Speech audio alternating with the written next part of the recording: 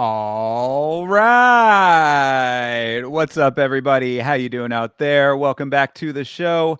This is last week's fight. My name is Thinker St. James, and tonight we are going to be going over each and every fight from UFC Fight Night, Moreno versus Erceg, taking a look at this upcoming week, which is UFC Fight Night, Emmett versus Murphy. And to do all of that with me, as always, the Ohio player, my co-host, my good friend, a man who I hope does not have to shit himself like Lupe Godinez, Mr. Chase Parton. How you doing, brother? Holy shit. Holy shit. I am good to go. Like, wow, I can't tell you how good of a time that I'm already having because talking about fights and talking about the fights that we're about to get into specifically, highlight of the week so far. And I'm guaranteeing it's going to be the highlight going forward. So I'm ready. All right, right on. Well, hey, I see E-Money J checking in. Thanks for being here, brother. If you Yeah, are new, facts.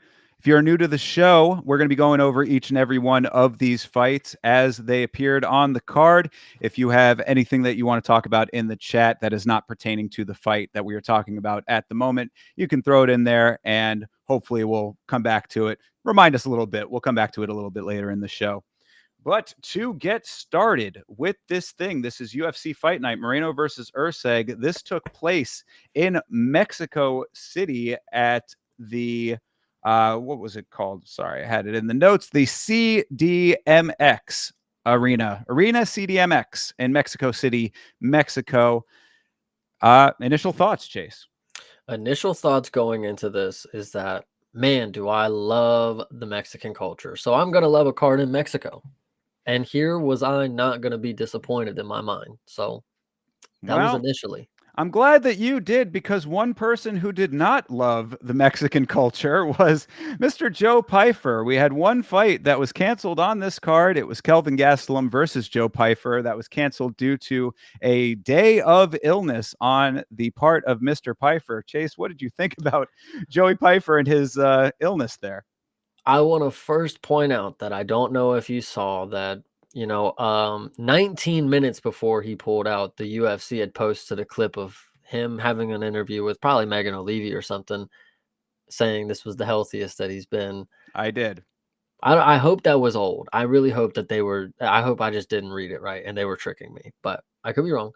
Now, Joe Pyfer, on the other hand, I mean, as you alluded to already, and we'll get into it, Lupe Godinez, as a Mexican native, knows how to power through these type of things. Joe Pyfer did not want to take the risk, and this is why you don't get big dubs. You might take big things, but big dubs are not what you're taking. So, yeah, and then he had the nerve, and we'll get into this post a little bit that he made where he just fucking ragged on Mexico He for no just reason. tore the entire country apart, calling it a shithole, saying that he was never going to go back to Mexico because of something that could happen to anybody in any place. I mean, if it was legitimately food poisoning, like he essentially had said that it was, then that can happen anywhere, and that's just part of the game. Like, why You Mexico is being the problem? We talked about it on the week before. You said, didn't Michael Jordan have the flu? And I said, no, it was actually food poisoning. Well, here's your answer. Is Joe Pyfer Michael Jordan? No. I know you guys were wondering. Everybody was curious. The polls were kind of back and forth, but I can tell you right now, no. And yeah, it's pretty crazy. He's kind of, look, for him to come out here and say that it's, Mexico, and it's like, just like, okay, fuck, like, I guess. And it's funny too, because they announced that there's going to be another card in Mexico coming up on September, and it's like, for sure Joe Pyfer is not going to be on that one, so just don't even book your tickets if you're looking for that guy. But Yeah. crazy. And at the beginning of the broadcast, I didn't catch it on the initial watch, but on the rewatch, at the very, very outset of the broadcast, DC was saying that I guess he had gotten a little bit ill as well based on putting ice in his soda. So, he drank the water. Piper said he did not drink the water and still got sick. I guess it's just, it happens at various places and can happen for any reason, really. So it's just, why you would down the entire country and make it a geographic thing when it's really just a fact of life thing is a little bit, I don't know, askew on Piper's part, I would say. But I'm glad you brought it up. Oh my gosh. The beginning of the broadcast starts with DC saying, I am not going to be able to stop running to the bathroom tonight. Like, that is like one of the first 3 lines of the fucking show. Hilarious, but honestly crazy. And because Laura's like, yeah, I know, right? Like, it's like, what is going on here? Like, you guys are crazy. Well, and Sanko apparently, she, I guess, had to run off to the bathroom at some point as well, and DC was hazing her on the actual during the fights, like in the middle of the broadcast, not when they were outside of their post there too. So, yeah, a lot of people having a lot of problems with drinking and eating when it came to this card being in Mexico. Joe Pyfer, an unfortunate victim of that. Kelvin Gastelum, I assume they took care of him, but it does suck for Kelvin Gastelum to make weight for what feels like the first time in years, and him not to actually be able to fight. That was actually my point. Is like, okay, Kevin Gastelum, Hall of Famer, but like the one time he makes weight and his opponent pulls out, like he's taken care of on both, like he gets show and win. Okay, maybe show, like okay, but like he's missed weight a couple times, hadn't he? Like, shouldn't this be like a balancing out kind of gig? Like, why Yeah, would Dana be like, he's good to go? We got to get him something. Wonder Boy's got to plead for his fucking life.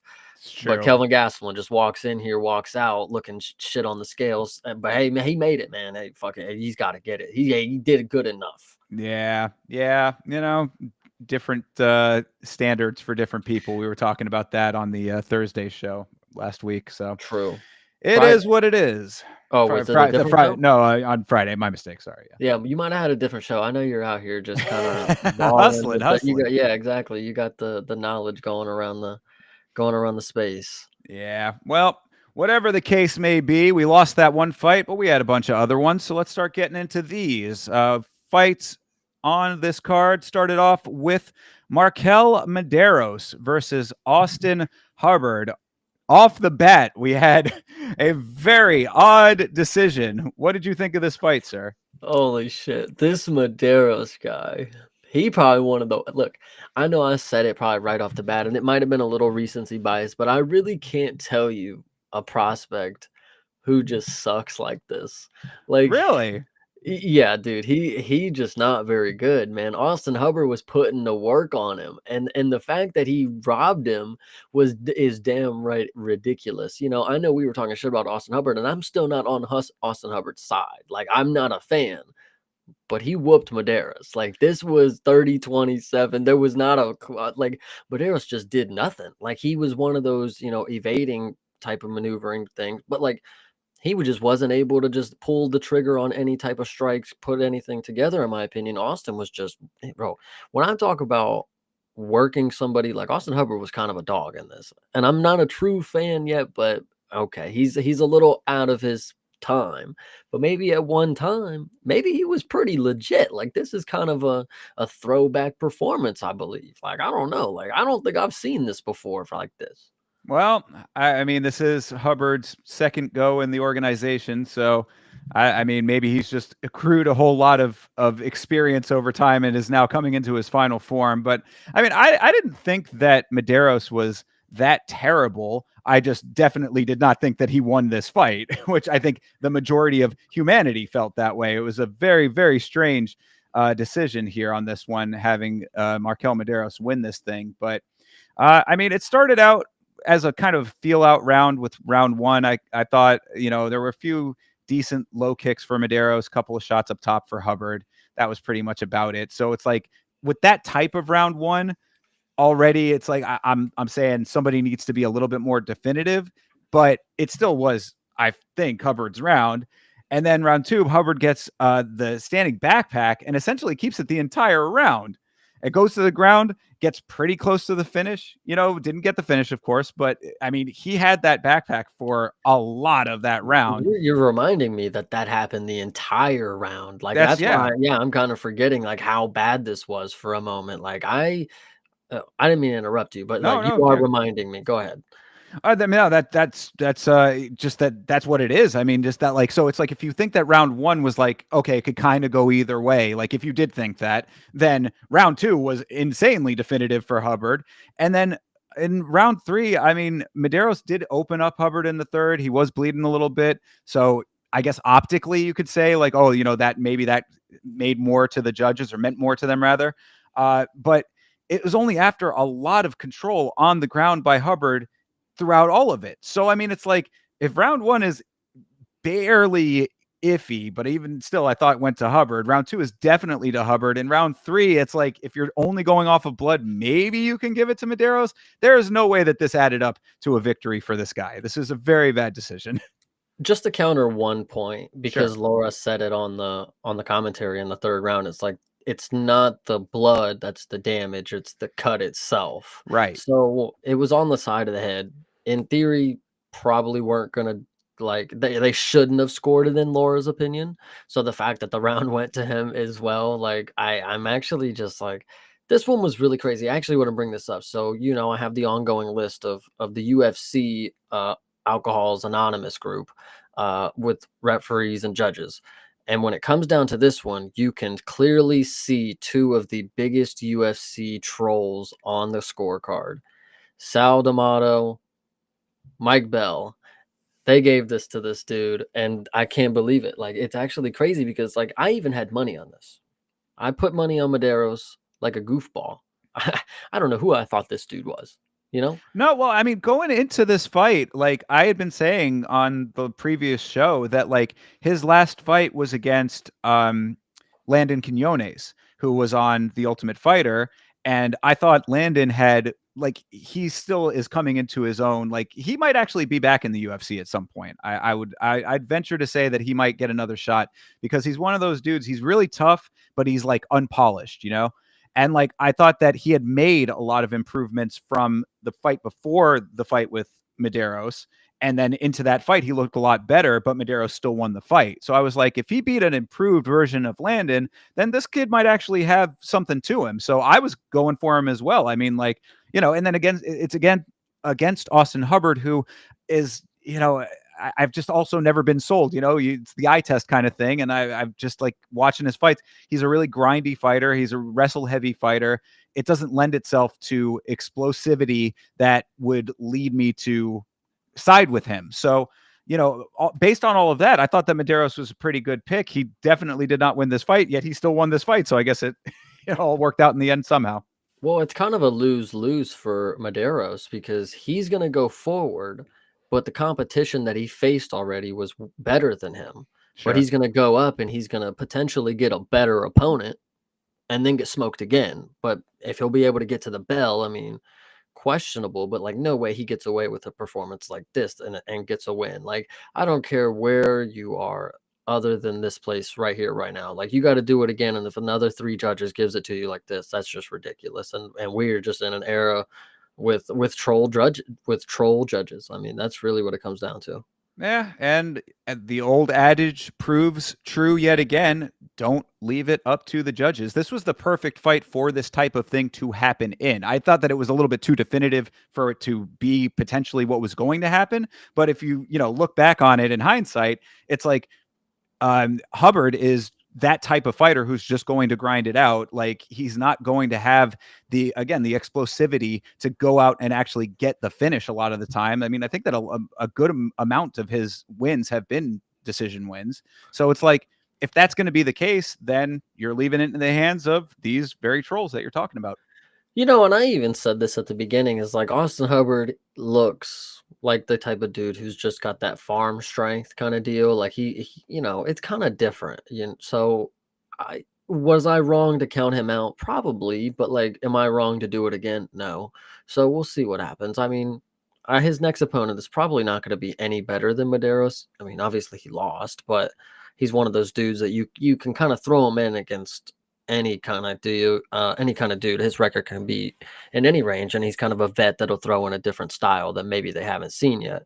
But as of right now, oh, Medeiros, yeah, going forward, dude, you're gonna have to fix a lot of shit. It's the passivity. It's like I think that's what he wasn't. The first round, of course, he wasn't doing anything. Second round, because he wasn't doing anything on the feet, Austin was able to just directly take him down. And just get the back take, the back triangle, body triangle, whatever the hell you want to call it. Yeah, he had that for a minute, man. That was crazy. Forget all. Yeah. It's crazy because you could forget a whole round because of something like that, because Austin Hubbard doesn't execute a finish in the moment, or doesn't like actually make it an engaging sequence on the ground or in the ground and pound. That was probably a good takeaway for him, if considering he lost, like, not the most active person on the ground once he got it there. I mean, 62 strikes landed and you control him for 7 minutes. I don't know. I mean, you could have done a lot more. We actually see later somebody who had a lot less control time, probably a lot less, maybe not. But we'll talk about that one. And I thought there was a lot of strikes thrown in the clinch and in the grappling and even on the ground sequence. So Austin Hubbard, I'm not going to say you're going to learn more or you should learn from this, because you just got a style that's got to stick to it now. So we'll see what happens going forward. Yeah. Yeah. And your surefire indicator as to how the commentary team feels about a controversial decision is when the in-ring commentator who's doing the Octagon interview immediately asks, "Do you think you did enough to win this fight?" Because Yeah, that was I what know, DC right? DC immediately did that, and the crowd was certainly not feeling it. I don't know if Medeiros is of Mexican heritage or not, but it was interesting to hear the lack of support for the decision. Yeah, I was gonna say they were booing. They were booing. They were like, "Damn, Austin Hubbard, man, the white boy got it." And this one, I guess, had he been flying the Mexican flag, if he is in fact Mexican, then maybe it would have been a little bit different in that regard. But two American flags on the screen, there was no no allegiance there, so the crowd let everybody know how they felt about it. Hell yeah. All right. Moving on to Jamal Emmers versus Gabriel Miranda. Wow, yes, this is one that we definitely did not call correctly on the predictions. What'd you think?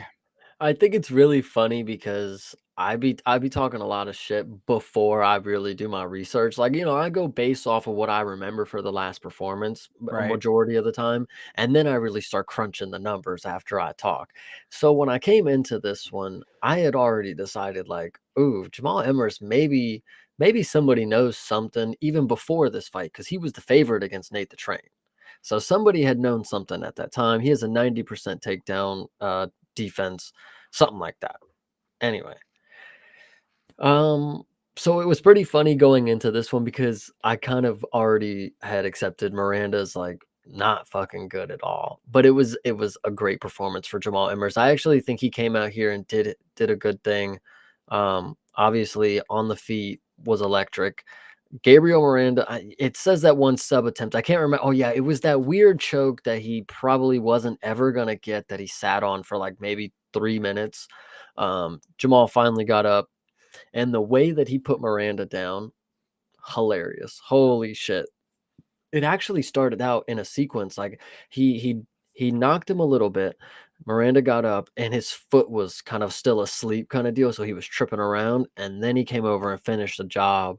Miranda was definitely out, but, he obviously finished the job, so it was good on him. I like Well, Jamal now. I listen, you earn respect by doing something like that. When I come out and talk shit, he was listening. That's really what it was, and I respect Jamal for listening to the show. That's really what I wanted to say. shout out Jamal. But yeah, no, I mean, this definitely will sway some opinions around here for sure. I think we both were saying that it's like Jamal Emmers is just kind of a name that's on a card, but now after a knockout like that, you'll definitely remember why he gets the backing that he gets, and why he got it in this fight for sure, because he was a big favorite in this fight. But the thing that stuck out to me the most was just that Miranda like, he had success on the ground, but then got back up and chose to stand with Emmers after all of that was working for him. I would have thought that the way that he was doing his work on the ground, even if Emmers was able to slip out of the that head and arm that he did have, it's like, bro, stick on him like glue. Pull a Raul Rosas on this dude. Like, I mean, get right back to it. Don't. There's no reason for you to be standing with this guy when you were just having success on the ground. But so it's like Miranda gets that early takedown, has the odd angle head and arm. That was the one that you were talking about that was not going to work, but he did hold it for a little minute.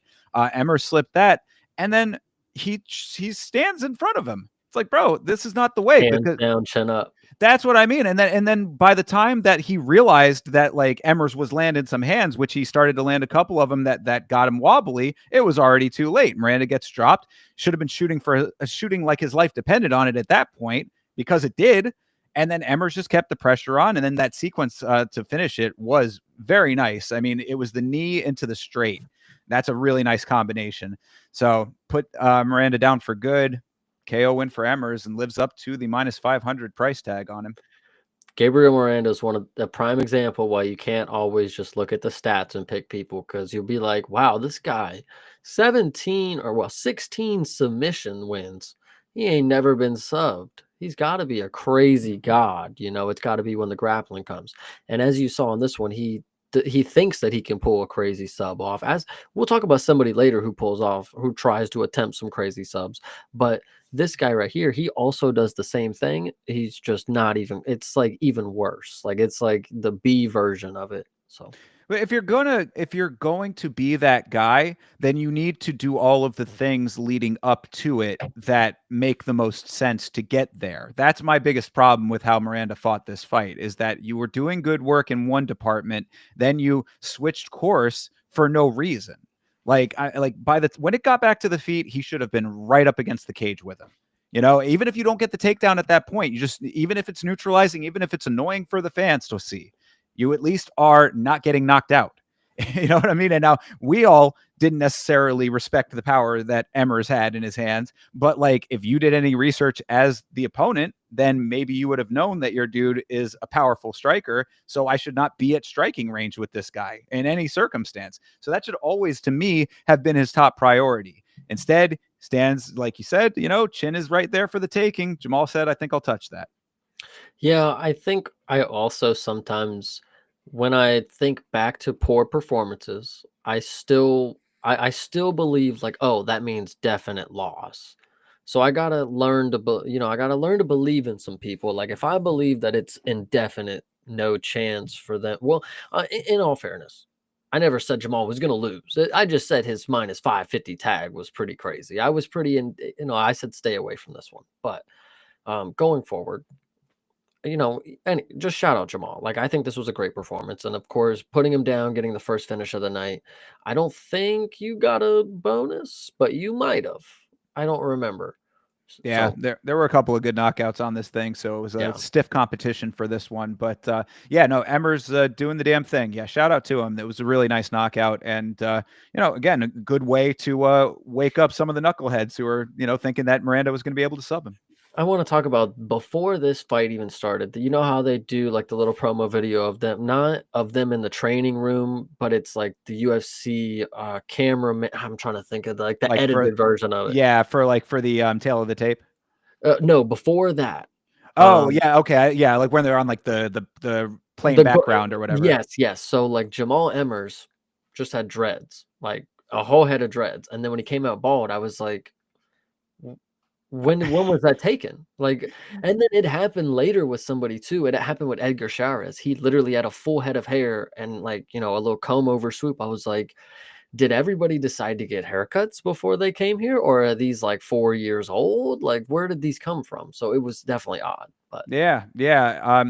Another odd moment as well was, we're talking about Jamal Emmers like he won this fight, but if you listened to Bruce Buffer, that would not, you're sadly mistaken, because Bruce Buffer announces Miranda as the winner, then tries to go for the correction, but gets cut off. I thought that was pretty funny. I did not even catch that in the moment. I normally do my pee breaks as the judges, so I can come back and be surprised. But like I actually didn't catch that in the moment. But if you watched on Twitter, Jamal Emmers coaches, they like almost started to fight. And what I believe is like, oh, they probably thought they lost the fight. Like Miranda, well, he got knocked out. So maybe that doesn't make sense at I was gonna all. say, I was like, okay, maybe who are not. they fighting with? Yeah, each other. Oh, they were fighting with each other. Yeah, he like got up and like they started shoving each other, kind of deal. It was weird. His own team? Yeah, Or are you talking about the two inner team? yeah. No, the team, The Jamal team Emmers' itself, coach. yeah. Yeah, the coach Oh. and it was like the old white coach and like the young black coach, like Oh. between and his team. So it's kind of weird. Yeah, that is very strange. Base CP. What did I say? Was it a good one? Anyway. No. Yeah, okay. Anyway, all right. Good win for Jamal Emmers. Let's keep this thing moving here. Move on to Rafa Garcia versus Vince Pichel. This was a decent fight, I would say. I mean, it wasn't necessarily a barn burner, but it was a decent scrap. What'd you think? It's actually pretty weird to think that Cub Swanson was the coach of Rafa Garcia, I'm pretty sure, like in his corner. But Vince Pichel, also with the rocking mustache, he fights kind of just like it with a lot of kicks, a lot of staying at range with the jab, and just a real gritty vet. So I want to actually give him some credit first, because when I came into it, it's like, okay, he's 42, guys. Like, we can't expect too much. But this was a lot closer than two judges giving 30-27. I didn't check this one. I could also be wrong. This might be Mike Bell and Sal D'Amato, but I'm not here to say that. So I want to go ahead and say that Rafa Garcia has no, like, he's never ready to get the finish. He's always just standing there. Vince Pichel, he was actually, dude, this is what was pissing me off so much. Every time Vince would get hit, he would stop. He would stand there and readjust or whatever. And Hoffa would just back up. He'd just back up and just stay up distance. And it's like, why aren't you trying to, okay, you don't want to finish the old man, or and then even towards the end, it's like he was almost losing the fight. And the coaches are telling him, you got one more round to go ahead and do something. But he really didn't do anything different than the other two rounds. It was pretty close in my opinion. But Rafa Garcia definitely should have fucking finished this dude. And Vince Pichel was eating a lot of clean shots, but he was being able to be let off the hook by getting readjustments. He was able to sit there and reset himself. And Rafa wasn't able to just start clocking him when he was doing this whole shorts check and shaking my arms out. And he was catching him and Vince's hands were down. And then he would just be like, and then put his hand. It was like, you got to mix in a longer combination, finish with a leg kick, do a T and re-enter, exit, get back, do some stuff. Rafa Garcia actually has some good boxing if he actually fucking uses it. So the fact that he got this dub was kind of a bailout, because Vince low-key put the work on him. Most rounds, it was a little closer than it should have been for a fucking 30-27. So Rafa Yeah. Garcia, you should learn a lot from this. Yeah, no, I mean, I felt the same way though. 30-27s is a little ridiculous. Like a UD win is fine for Garcia, but there definitely was at least a round for Pichel. The way that I broke it down was that the first round was good for Garcia, and Pichel was just too inactive in that round. He was waiting too long for counters when he should have been creating his own opportunities. Then there was the eye poke in round 2, which was unfortunate because it hit right as Pichel was starting to mount some decent offense with his hands. But I did have it 1-1 going into the third based on what activity Pichel was putting forth. Then in the third, Garcia starts to land some decent combos. Pichel calls him, is starting to wave him on, saying, hey, bring, yeah, let's go. And I was like, but you weren't doing enough of your own offense earlier in the round. So it's like, yeah, bro, you gotta you can't have it both ways. You know what I mean? Like if you're gonna call for it, you should be putting your own out there to counter it, because you're basically giving a free ticket to have more damage done than what was already landed. But it did tire Garcia out because he did start to fade a little bit towards the end there. And that was the time that Pichel really needed to leave it all on the table. But he was already getting a little slow himself. Of course, Pichel is a little bit long in the tooth for this sport. So that, plays its part. Garcia gets the takedown towards the very end to seal the deal, and Pichel just let it slip away from him. So, I mean, I think that all your criticisms of Garcia are definitely correct. I think that this was a good matchup based on the style that he fought, because if he had fought this way with a younger guy who's a little bit more adamant to go after it, then it could have been. There you go, right? So, I mean, that would have been a different situation, but this was the situation that he was in, so it ended up making sense for him. Just, it was just okay. Yeah, I don't remember if the crowd loved this one or hated it, but this one didn't really do it for me at the time. I kind of quickly forgot about this. I probably went back to talking about Jamal Emmers. Yo, do you guys remember that Jamal Emmers dribbled bro's head off the mat? That happened probably as soon as Bruce Buffer. Let me mention right here, right now, Bruce Buffer came out looking like Satan on Saturday, and it was beautiful.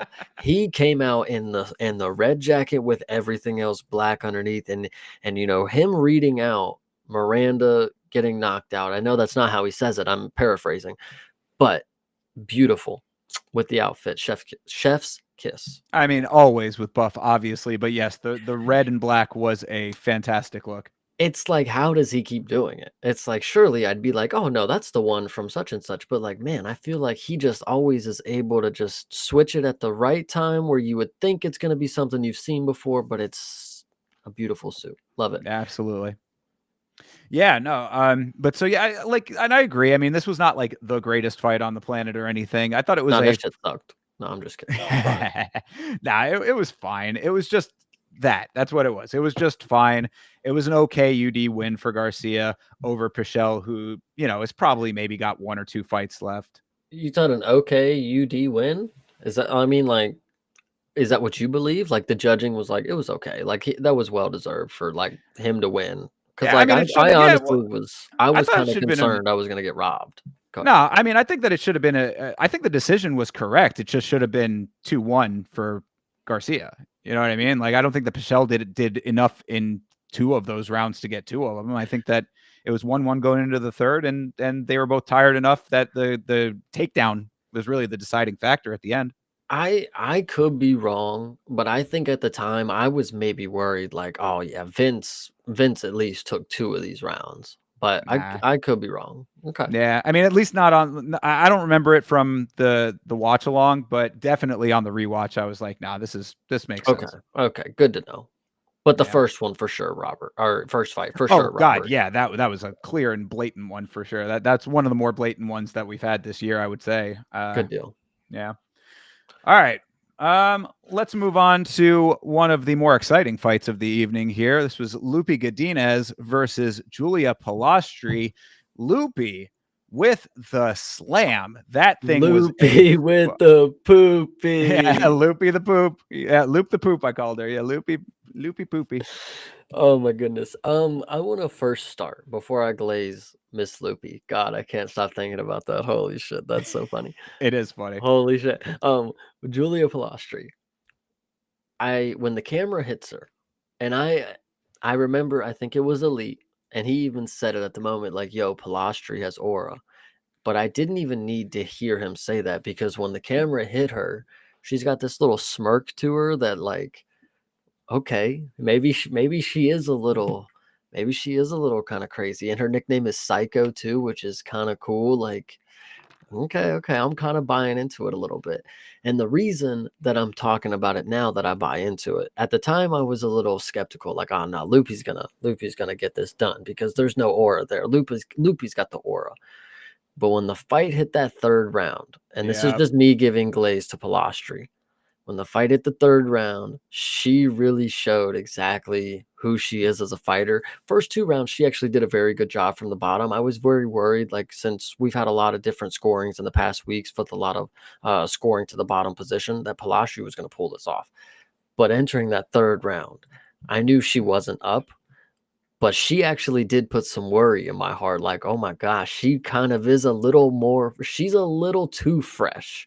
She's a little too cocky. She's got her hands down, walking forward. She's getting bombed. I mean, she's getting hit more, not more, but if not the same amount of times as she's throwing, she's just looking better doing it because she's walking down. And Loopy's just like tired as hell, gassed, and hands are down as well, but she doesn't look like Jason Voorhees doing it type of deal. Julia Palastri, I will give you mega props for the aura that you have gained after this. You do enter the pound for pound list somewhere, just not the top. On the other hand, Lupi Godinez coming in probably around number 8 on the pound for pound list. She is exactly what I knew she was going to be. She was going to come in here and wrestle fuck this girl to oblivion. And that's all I needed her to do. She stood a little longer than I expected her to. As normal with the wrestlers that I see that I'm very big fans of, they are a lot better on the feet than they believe. I think Lupi was doing a good job of landing the power shots against Palastri. Palastri was doing good with volume, especially later in the rounds. But towards the beginning of the fight, like Lupi was she had that shit. And then she got it to the ground and she almost set up a crucifix. I wondered why she did not even like attempt to sink it in. Like she really let it pass by. And then she settled for side control and then she keeps getting into the half guard and then they're kind of in like north south, like it at the end of the day, Loopy was able to pull out the dub even though her second round card or not second round, her third round cardio was very questionable after 2 rounds of wrestling, which is supposed to be her thing. Like if you're gonna wrestle for 2 rounds and not sub them, you better be able to do it for a third round. Like, but if Loopy did not have the poopy, then she probably would have finished this fight. I know. Listen, you got to think about squeezing. Think about that. She probably would have shit Well, herself. and for anybody who doesn't know what we've been referencing this entire time, in the break between rounds 2 and 3, Loopy mentioned to her corner that she needed to go to the bathroom. She had one on deck, and her corner did the exact right thing and said, "You got 5 minutes. You've been doing great. Go out there and after 5 more minutes, and then we'll get you out of here and you can go take care of your business." But everybody was a little bit concerned that we might have had another in-cage mess situation, which we have had before in fights. So thankfully, Loopy held it all together. Her bowels maintained, and she was able to pull out the victory thereafter. But yeah, I mean, the glaze for Pilastri, I think, is warranted, especially based on her striking, because like when she can let her hands go, when she has the ability to let them go, she is pretty decent with it. I mean, she's got some good striking, but I think that the real glaze does need to go on Loopy. And you say that it was all wrestle fucking. I mean, like there were a couple of really nice explosive moments in here, starting off with the slam that I had mentioned. Oh, true. I did forget about the fucking Brother. power bomb. Yeah, I mean, it That's a was wrestle fuck if I've ever seen it. She put her right into the fucking, whatever. Yeah, well, I mean, generally when I think of wrestle fucking, I'm thinking of just people holding on the side of the cage, and just like No, clinching that kind of stuff. that's And fucking bullshit. No, that's bullshit. Wrestle fucking is getting them to the ground and fucking matting them. You lay on top of them and you are landing some good so strikes. You are able to, maneuver in positions. But I didn't mean to interrupt you. Go ahead. yeah, Sorry, well, I had to so correct you for a second. I Wrestle said, fucking is Hamzat. That's fair. wrestle All fucking. right, hey, fair. All right, there you go. Then maybe I'll adjust my my definition. But no, I mean that the slam was just fantastic. She grabbed the kick, and then the way that she got her up into the air, it was like she got some serious air time, pick up and drop off. Bang, went Pilastri. So that was really, really nice. Loopy gets a second takedown in the first as well. Loopy has a great use of her body weight. So if that's you talking wrestle fucking, that is definitely one of her strong suits then, because she has a great use of body weight while she's maneuvering into the positions that she wants. And I think that that's a really like admirable quality with the style of fighting that she has. Do you have something to say there? Yeah, I think it's actually not a great look for Loopy that she settles for that side control in the half guard. I mean, she got taken to half guard a lot more than she was able to stay in side control. And I think what also you see a lot with great grapplers is they're actually able to hold the leg down and pull the full mount and actually do something.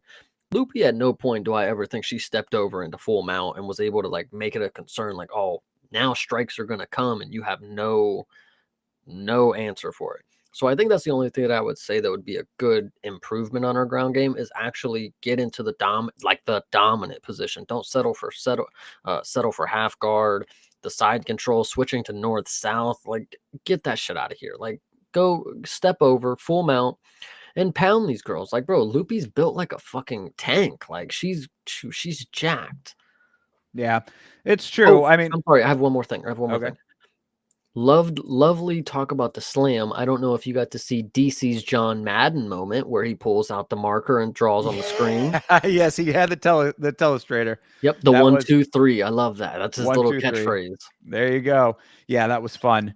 But you're talking about what Loopy can do better. Well, one thing that Julia Pilastri could do better is work on her takedown defense, because she did not have a single answer for all of the multiple takedowns that Loopy got. We're talking about that one slam, but I mean, that was the first round. We had 2 takedowns there, but then the second round, decent striking for Loopy for sure. But gets the trip. Pilastri goes down. Loopy lets her up and then immediately takes her down again. I mean, so it's just like Palastri had no answers for any of these. Now, granted, I mean, the Lupi's doing a good job at the range that they were at. It wasn't like she had the cage to save her. They were out in open waters for a good amount of that. But I mean, there just has to be better awareness. And if you're going to get taken down as well, it's what I said about somebody last week where I'm like, if you're going to get taken down, you have to have a game plan for what you're going to do when you're down there. And I mean, granted, you've got Lupi on top of you doing a whole lot of work. So it is easier said than done. But at the same time, this is what is going to set you apart in this sport. And this is also why you had 2 rounds going to Lupi early on. And while Palastri really needed to pick up the pace in the third, which she did. So I think that was a good adjustment. But you're now coming down from a huge deficit. You need a finish. I mean, she was close enough to it a little bit with the striking, but not close enough to it, if you know what I mean. Lupi is one of these people that this is baby brain Chase that picked Lupi as one of those. Okay, she's got something that's decent. She knows a game plan. She knows how to follow it, and she knows how to pull out. All the get her game plan to the bell and let the judges decide. She knows how to do that.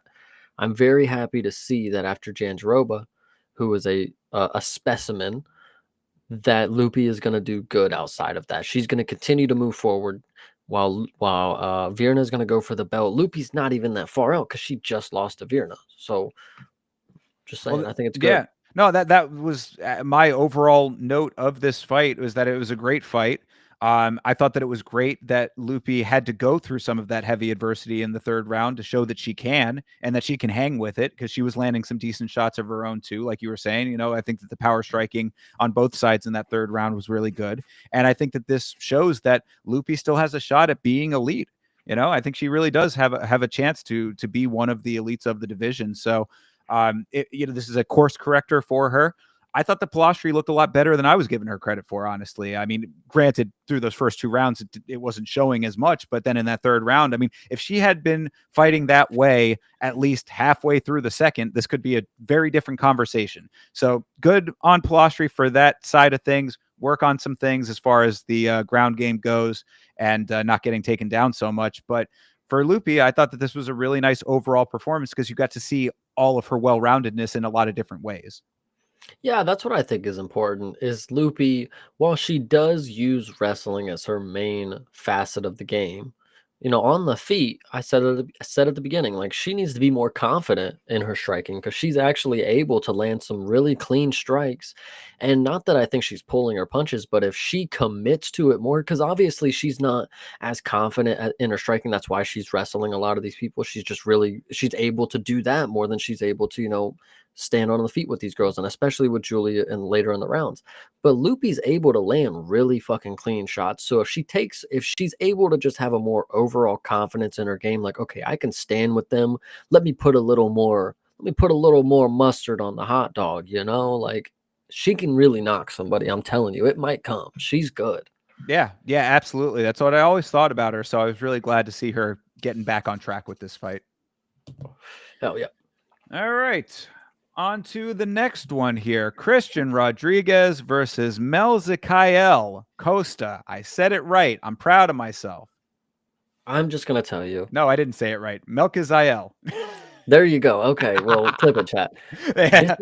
This is actually, I'm very proud of what I know. And actually, I'll even be honest with you.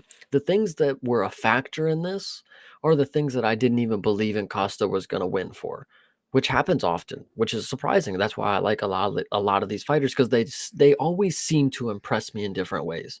And this one probably isn't a. Costa was so much bigger in this performance than Christian Rodriguez. I don't think we actually calculated like how much the size difference was going to be. Like, Christian Rodriguez obviously is the big brother in a lot of his matchups, but right here, Costa was putting him down. He was putting him on the mat and showing him some good grappling. And I think it was a great matchup. And Costa, I started to believe in him later in the week. Like, man, maybe he really is going to do it. Like, I've believed in him all this time. I should go ahead and keep believing in what I've known. Stick to my guns.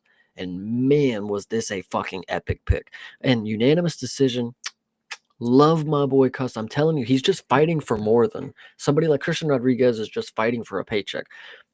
Costa is out here trying to be the first champion with vitiligo, and I really respect him for it because he's been saying it ever since he's been here, and that's what he wants to do, and he's got goals. Christian Rodriguez, the only goal he has is to keep his fucking contract, and respect him for it. You know, everybody loves a fighter. You got to have a job. So I'm just saying, Costa is out here doing really good things. Melly and listen, on only 2 takedown attempts, that's pretty crazy to see. Like I feel like he shot a lot more, but my boy's out here doing good work. The striking's still questionable, but he manages because he's a fucking specimen, apparently. Well, I think a lot of what was initiated was coming off of Rodriguez with the 6 that he got. But Well, yeah, true, that's right. You're right. He did. Yeah, that is right. Damn, I forgot. Well, he just got he got fucked in this, man. God, Melly well, is fucking good. that, I mean, look, I'm going to be the dissenting voice on this one because I don't agree with this decision personally. And Whoa. I know, this is going to be mind blowing for some people here, for perhaps, but I mean, I watched it in the moment. I felt kind of mixed feelings about it in the moment, but I was like, all right. And then I rewatched it, and my final answer stands. So breaking it down, nice trips from Rodriguez in the first, nice scrambles from Costa to evade the submission attempts. A lot of clinching though, so take that for what it is. But second round was more of the same until Costa landed the knee to the head that had Rodriguez hurt momentarily and put Costa in the driver's seat. So 1-1 in my opinion going into that third round. Personally, I know a lot of people had it to the first 2 going to Costa, but that's how I saw it. I mean, the Costa did have some impressive ground game when he was down there. I'll give him credit for that. Great pace being kept for sure. That's one thing about Costa in general, is that he can keep pace in these fights for sure. Like, this is a dude who's not going to be complacent. You know, he's not accepting a whole hell of a lot. He's really working for scrambles and actively getting them a lot of the time. So give him some credit there. Let me stop Rodriguez, you for a second. Sorry, okay. he accepted the cage position a lot in this fight. Just I don't know if that one was too accurate because Yeah. he let Rodriguez hold him against there, and he didn't flip the position as much as he should have, especially being the bigger fighter. Well, there was times where he did reverse it, but yeah, all right, yeah, maybe I'll amend that a little bit. But I do think that overall, like, at least when it's on the ground, like, he's not trying to just sit and be laid and preyed upon, you know? But either way, I thought that, well, I mean, and also Rodriguez did get cut on the ground during that second round. So, you know, optically that looks good. But so I had it 1-1 going into the third, with Rodriguez taking round 1 and Costa taking round 2. Apparently, like I said, everybody thought that Costa took those first 2. That is what it is. But round 3, Rodriguez had an established playbook because he sweeps the leg like nobody else, man. This dude does know, you know, feel how you want to feel about the guy, but he can get a trip really, really well. And they're very quick. And a lot of times I think people just aren't anticipating them, even though that's all he does. Like, he does it every fight. So I really don't understand why that's not more anticipated, but he kept doing it there. I thought that third round went to him. 2-1 Rodriguez, my final answer. I think you are making a great point about the trips, and I don't think that's more or less. Christian Rodriguez is great at the trips. Don't get me wrong; he's obviously able to pull it off in many different situations. But I think Costa at a certain point, he just stopped giving a fuck about it. Like Christian Rodriguez is gonna just trip me and do nothing with it. What's that gonna do? I mean, obviously he's gonna lose in the score. I mean, evidently lost in the scoring because he didn't do anything with it. He was never able to trip me and jump and you know, get some grounded pound, establish position, you know, switch, you know, get transition, you know, go for a none of that. He just tripped me again. I got up, tripped me again. I got up. And you know, if anything, I was tired anyways. So now I'm just in a position where I'm not really threatened. Okay, cool. I can be tired and just be more tired. I mean, I'm not going to get punched if he's just going to keep tripping me and do nothing. That's just, Yeah, I don't know. I mean, it's fair, and it also goes back to the same thing that I had said about the first fight, where it's like, Rodriguez is not a dude who's out here actively finishing fights often, right? I mean, like, not to my recollection. I'm sure he has finishes, but, you know, I mean, he's not somebody that immediately springs to mind when it's like, that's a finisher. So it's like, if you let it go to the judges, you get whatever the judges are going to give you. So I can't be too mad at it in that regard. Just calling it how I saw it, but I wasn't judging the fight. So you get what you get. Go out there and Well, finish your fights. what I think is also to note is that Costa Melly has been in performances where he's been able to be the aggressor in the wrestling, and he's been initiating it, and that's been his thing. Is kind of like Aljo. He gets to the backpack and he racks up a lot of control time, and he works, and he's able to and then he's able to shoot a mean gilly too. So knowing that, he's only building his arsenal. And in a matchup like this, where he tried to rely on his striking a little more, the grappling obviously was in his favor, but he wasn't the one initiating it. So he let the fight come to him a little more. I think that was a little better on his end. But like you said, he's one of these guys that's going to go to the judges. And if the judging is not going his way that day, I mean, the win streak, it could be ended kind of deal. So Melly, the guillotine will work some days on a dude like Andre Fili, but the days where Christian Rodriguez will take you to a decision, and guys like on the other end of this call will say that you probably lost this fight. I mean, one of these days, that's going to be how the judges feel. So, Yeah, absolutely. I think that that's pretty fair. And I mean, it's really like, I think that one thing that I'm kind of starting to feel about Costa is that, like, he's another one of these dudes that when it comes to that break off point, we were talking about this a couple episodes ago, where it's like I have the concept of gatekeepers a little bit differently than other people's do, where I'm like, there are gatekeepers at multiple levels in this sport, and like he's right in that like higher middle range right now. And when he hits that next dude that's going to be like the next gatekeeper, so to speak, based on how I'm saying it, that he might have more problems there, because I think that there's going to be guys who are going to be able to figure him out pretty easily, and he's going to have to work a lot harder against a person like that than he's having to work in some of these fights. I do talk about quotas a lot, and I think it's important. I bring up Melly fighting for a lot. He wants to be that first champ with, the vitiligo disorder. And I think that goes a long way, because if I believe he's similar to someone like Brendan Allen. The eye test will not tell you that this is a great fighter, but it's somebody who is winning fights. He is getting finishes. He does have, a lot of submissions in his win streak. But when you look at somebody like DDP, it's like he wanted to be the first South African champ kind of deal. It's like that goes a long way when you make it known that you're going to be the first, and people are getting behind the thought of like, wow, there's going to be a champ out there with vitiligo. So if you go into the judges and they're, Dana White's pulling some strings, there's a quota. I'm not saying it's just him, but if there's some strings being pulled and they want to get some money made and they want to bring in, some viewership somehow, some way, Costa's going to somehow get the way. I don't know. That's all I think. Not speaking too highly of the Mexican Commission on that one, but fair enough. I did make the joke on the watch along that during the clinch, if he's trying to raise awareness for vitiligo, he certainly was doing it with all the clinching, because you got a good shot of his back with that. Dude, you talk about the Mexican Commission. Now, I'm not doing them justice. Christian Rodriguez reps the Mexican flag for one fight and one fight only in Mexico, and I'm the one not doing justice. I was going to ask you about that. I was going to ask you, because I know that when we talked about Rodriguez last, that he was flying the American flag, and he's got the Mexican flag here now. So you think he was doing a little bit of pandering? Hey, listen, I'm not the one who brought it up. I'm just the one who delivered the message. Fair enough. Well, either way, I'm not like, this was not one that I was like super like tearing my hair out. Oh, this is a robbery kind of thing. It was a close enough fight that I wasn't too upset by the decision. But either way, like I said, Costa getting the win, goes on, continue doing your thing. This fight, however, I've got a lot to say about. This is a Teba Gautier versus Jose Daniel Medina. And before you start, Chase, I got a message for this guy that we know. His name is Tosh. This kid was running his mouth about how this was going to be the upset of the card. Medina trains at elevation. Gautier is going to gas out. He's not going to be able to handle it, this and that. And like the fool I bought this snake oil from this kid.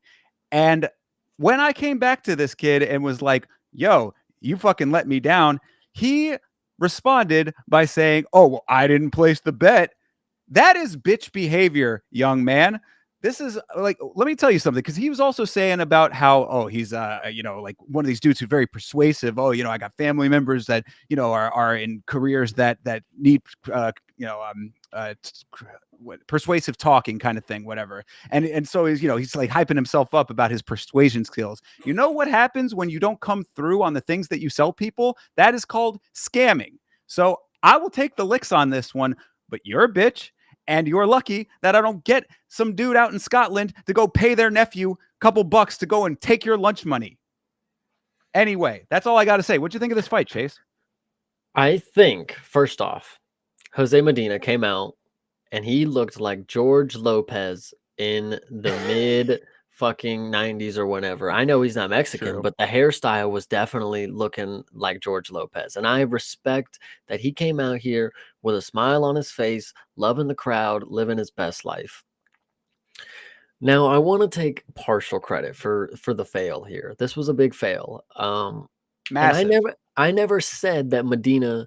I never originally I never said that he was gonna win. I never said that. I said he's a punching bag. Like he will get beat up, but he will definitely have a good time doing it.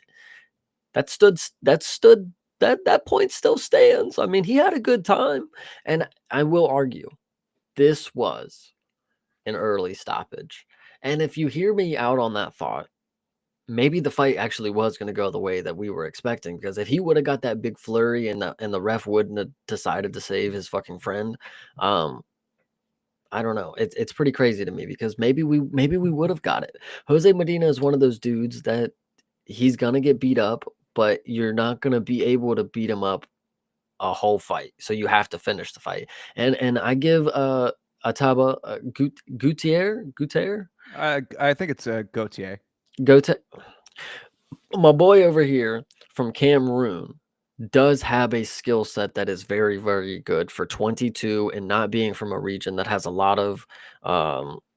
lot of upcoming prospects. So he's actually leading the way. He's paving a lot of different things for the area, because when you come out here and fight like this with a skill set, it's not only gonna make you better when you fight people like this and you get to showcase how good you are, but the fact that you're able to showcase that people with a certain skill set that can be very good can come from these regions. It's only gonna make the region that you come from more advanced. It's only gonna give them more engagement, and I think it's very important for my boy to fucking keep doing shit like this. I mean, he is a specimen. People wanted to compare him to Francis.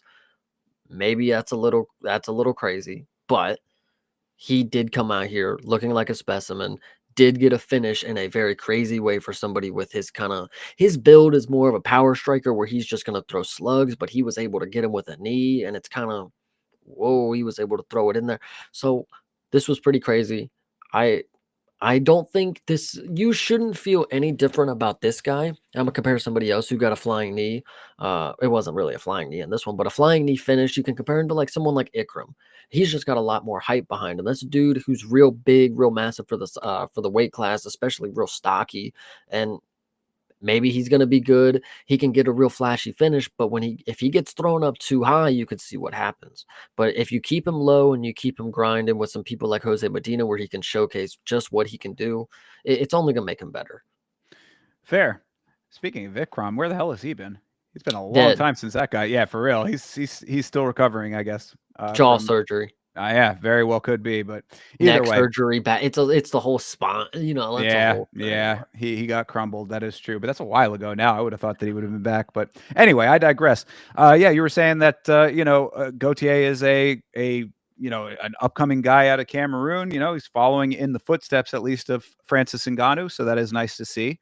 Of course, Francis also from Cameroon, so good to see that maybe he started because of Francis, perhaps. I mean, it's like Francis paves the way, and now you've got another fighter out of there. He I could pave the respect way the for them. comparison now. That is the fact. Okay, they're both from Cameroon. I Yeah. didn't want to Oh be the yeah. guy guessing where Francis was from. Maybe that's a known fact for you guys, but I don't keep tabs on this guy like that. Yeah, but I mean that's but there you go. It's like Francis starts it off, and then now we've got this next guy, and then it could be a continuation from that, and then other African nations as well. Perhaps we just had Musasa, who is from the Democratic Republic of Congo as well. So the rise of African MMA is on the way, and PFL is doing a bunch of investment in the region as well. So, who knows what's going to actually happen with that, but potentially could be something, just putting it out there. We are Either still way. waiting for UFC Africa. Yeah. That's been on the dock for a while now. So Yeah, exactly. We got fucking TKO boxing before we got UFC Africa. Think about that. Zack Snyder, Dana White exclusive premiere. So Yeah, we there you got go. things to do first, buddy. We before Africa and Spain movie. Right, right. Very important. Anyway, as far as this fight goes, this was exactly as expected. Gautier, I mean, when it comes to the Medina side, anyway, I mean, like you said, this dude is a tough punching bag who's just going to smile his way through it. That was 1-to-1 exactly what happened. Gautier landed a nice variety of strikes. You were talking about, some of the fact that it was a knee and this kind of stuff. I mean, he was throwing a whole bunch of different stuff. Had a nice variety in the range of what he was doing. So I appreciated that. He was going for uppercuts. He was hooking. He was doing a bunch of cool stuff when it came to how he was putting his hands to use. So Medina took all of that shit flush every single time. This guy has no defense whatsoever. It's I think on the watch long I had said, like, why even keep your hands up if this is how you're going to fight? Like, he doesn't have a guard. It's just his hands are kind of floating somewhere in the region of where a guard should be. Yeah. But yeah, like I said, the uppercuts for Gautier were definitely there. The knee was a shot that did it, which was really, really nice. But it could have been any of them the way that Medina was fighting. So like you said, it was an early stoppage, perhaps, but it was kind of a foregone conclusion. I don't know if he would have been able to get back up to his feet and like continue on after being dropped like that. Maybe. So, we'll never know what could have been. It was slightly early, but like I really don't think that this was going to go any other way with the way that Gautier was throwing his shots. I mean, if he could have kept that up even through the first half of round 2, this would have been the same shit. And I think it's funny. I say it jokingly, but like, guys, he really had him right where he wanted them. That's the whole game plan. Get knocked down, and then it's like, now I got you. Jose Medina's a sub guy too. People were going for the sub. So I'm just saying it was possible. All right. Well, doesn't matter now, but No, it doesn't. It's just fun to think about. Like, man, what if he did do it? And that's what the problem is like when we get these huge favorites that are, 7-0 or 6-1, 10-0, 9-1. It's like we don't put enough respect on what the upcoming guys are going to be like. And we pick and choose the guys that we think are going to be it. This one, we maybe didn't. We maybe should have really relied on our gut. Like, okay, he's going to do it. This dude obviously gets punched millions of times. He's never been finished, but like, come on, someday, somehow, like, don't take advice from literal children is what I yeah. can say about this one. I didn't hate the pick though. I mean, I had a The little was there. faith. That was my thing too, though, is that just in fairness, the reason that I went with the pick was because the reasoning made sense to me. I didn't just say, oh, this guy said it, so I'm going to go with it. Obviously, it was like he laid out a cogent argument, in my opinion. You know what I mean? Like I thought that it was close enough to what could be reality that I went with that. Yeah, I hear you. But in hindsight, it's just terrible. We've seen worse. We've seen people worse than Medina upset people, just like our boy from Cameroon here. That's the thing. And so it wasn't an unlikely story to see him weather the storm and somehow get away, but it was the unlikely outcome. So Sure. And from what commentary told me, Medina is a non-practicing veterinarian, so perhaps it is time for him to get back with the animal kingdom, my dude. we heard some weird professions here. There was another one later that I think we'll talk about. I can't remember exactly absolutely. what I'm it was. definitely yeah. I'll remind you for sure. Okay. But yeah, so maybe going back into the veterinary practice might be a better suit for Jose Medina. Moving on to another performance that pissed me off. This is Ronaldo Rodriguez versus Kevin Borjas. Rodriguez, of course, missed weight by a pound. For whatever reason, the doctors would not let him continue cutting, so he did not. He came in overweight and did not win this fight. What'd you think of it, Chase? I'll first give a little respect to my boy Kevin Borjas. Now, you did lose to Josh Van, so I did take that with a very heavy heavy hand. Like if Ronaldo Rodriguez is supposed to be that guy, like, and you lose to Josh Van, who's that guy, I mean, similar outcomes going to come, and Ronaldo's going to do something different, which he should have been able to do different, is wrestle, and Kevin Borjas was able to actually do something great on the feet, and of course knocked him twice in the first round. They didn't give him 2 knockdowns, but it was definitely 2. The first one he did a fucking a somersault out of, whatever you want to say. The second one got dropped on his butt.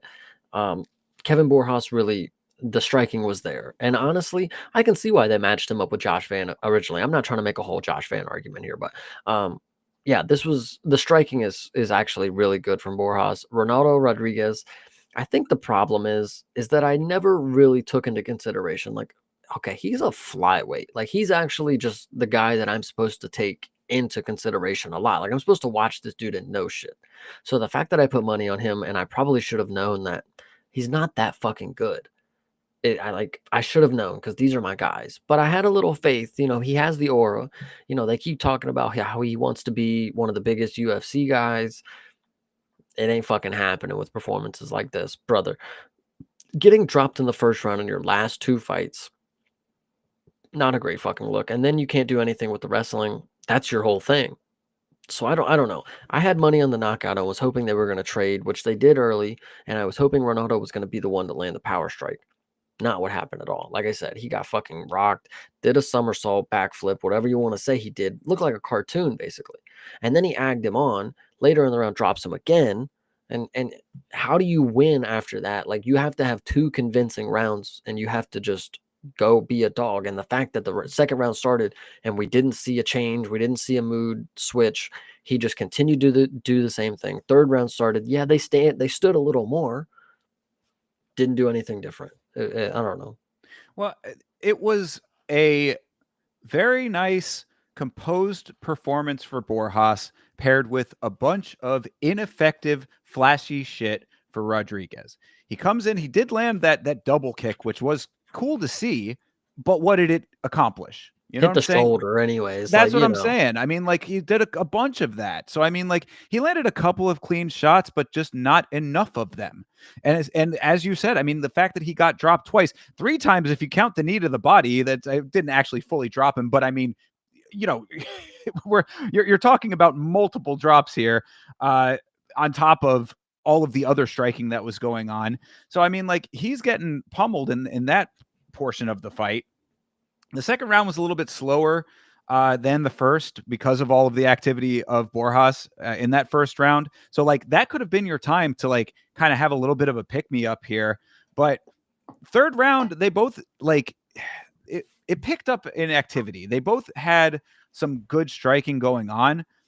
And even Lazy Boy did tighten up a little bit, but Borjas is just clean and technically proficient. That was exactly how this all went. It was clean precision versus what Lazy Boy was trying to do. And I mean, whatever aura that he has is just based on him kind of being a little bit of a cartoon character, which it's not going to fly with the way that he actually fights. You can't pair that type of person with this type of fighting style and expect that to equal out to good outcomes. So really, I thought that this was a really nice look for Borjas overall. I mean, this is the exact type of fight that you should fight when this is what you're getting back. So, I mean, granted, I'm just being a little hard on Lazy Boy too, based on the fact that he barely squeaked by in his last fight. So I was already a little annoyed with him, and then now missed weight in this fight and couldn't win this one as well. He is on the shit list for me now based on all of that. But props to Kevin Borjas, because this is a really nice, solid performance. Yeah, I'll put a little respect on him. This is another one where I kind of put my foot in my mouth a little bit before. And I actually will take the loss on this one. I never came around to thinking Borjas was going to win. So shout out to him for proving me wrong. This is the one. This is the one where I think I felt really wrong about. So, And he went to the decision with Van too, right? I think so. Yeah, I'm pretty But sure he it was a did. 3-round beat. It was like Josh Van like put up historic numbers on him. So But still, I mean, at least it was, it didn't get flash knockout or anything like that, So I think that at least shows the toughness there. So I mean, yeah, I think sure. that this was a nice course correct for him. Hopefully, this will be the start of a decent progression for him. And as far as Rodriguez goes, like, I'm just going to need to see some better fundamentals and Yeah. not going for like flashy stuff when you're way behind in a fight. That's a fight IQ issue to me. Yeah, 100%. So that's really all I had to say about this one, though. You got anything else? No, probably not. That dude just it's I feel bad for putting money on it because he's not a flyweight that I believe is a true prospect. Yeah, fair. All right, well, let's move on to the fight that we were talking a little bit down on, not down on the fight itself, really, but just we were kind of questioning why it was as high up on the card as it was. But now we found out this is David Martinez versus Simon Oliveira. Martinez, of course, coming off of the Contender Series. And once I saw him, I remembered immediately how he fought on the Contender Series and why this fight was where it was on the card, because he had a really, really good performance on the Contender Series. It was actually a really good fight overall. It was a fight that when, at least during the watch along, when me and Vitch were watching together, we had said like both of the guys deserve to be in the UFC. The guy that he was fighting needs to just come back and fight again and get himself in there too, because it was a nice matchup. That was a good firefight going on there. So Martinez, immediately once I saw who it was, I was like, okay, I remember this guy now, and this dude really pulled it out here. So what'd you think? One this was one of the fights. I'm trying to think of where was the other one? I'm trying to think of what it was. But this one, oh no, sorry, actually, if I could talk about Medina and Gutierrez, and then that fight, they were listed at 6'4" and 6 foot. They both were. One was definitely not what they said they were. They were the same height. When you go to this fight, this was the 5'4" bantamweight that I kept talking about. He didn't look 5'4" at all. If the other dude was 5'7", they were the same height. So I don't know what the numbers were on this one. Why Saman wants to be a 5'4" bantamweight on paper? Like, you can get that fixed, dude. Like, you're probably about 5'6", like on a good day. So unfortunately, he came in here, and then I don't know if you saw the pictures on Twitter of him on the scale. He had a fucking horrendous cut. He looked like a Oliveira, skeleton. yeah, Yeah, yeah, he looked really, really bad. So the fact that he came out here and got made, he looked God, he got embarrassed. I mean, you get fed up against an upcoming prospect who comes in here with knockout ability and you get knocked out. It's like, is it really embarrassing? No, but like the way it happened is like, dude, he talk about dribbling heads off the canvas. Like that's what it is right there. Put him on the ground and put his head in the mat. Like, it was good. I like this dude, David Martinez. This is exactly what you do. When I come in here and I ask who the hell you are, and I'm not understanding why you're in your place. Like, you don't come out here and get a decision loss. Ronaldo Rodriguez, I'm not talking about you specifically, but you are the one in question for doing said thing. David Martinez come out here, get a finish, first round knockout, just like you were supposed to. Minus 950, that's exactly what you should have been, because like a performance like this, I'll come back and watch again. Like, I'm excited. for sure. Yeah, and I guess one thing to note, since we brought it up about Medina, is that this is the other interesting career here. David Martinez is an orthopedic surgeon, so that is Dr. Martinez to you, Chase.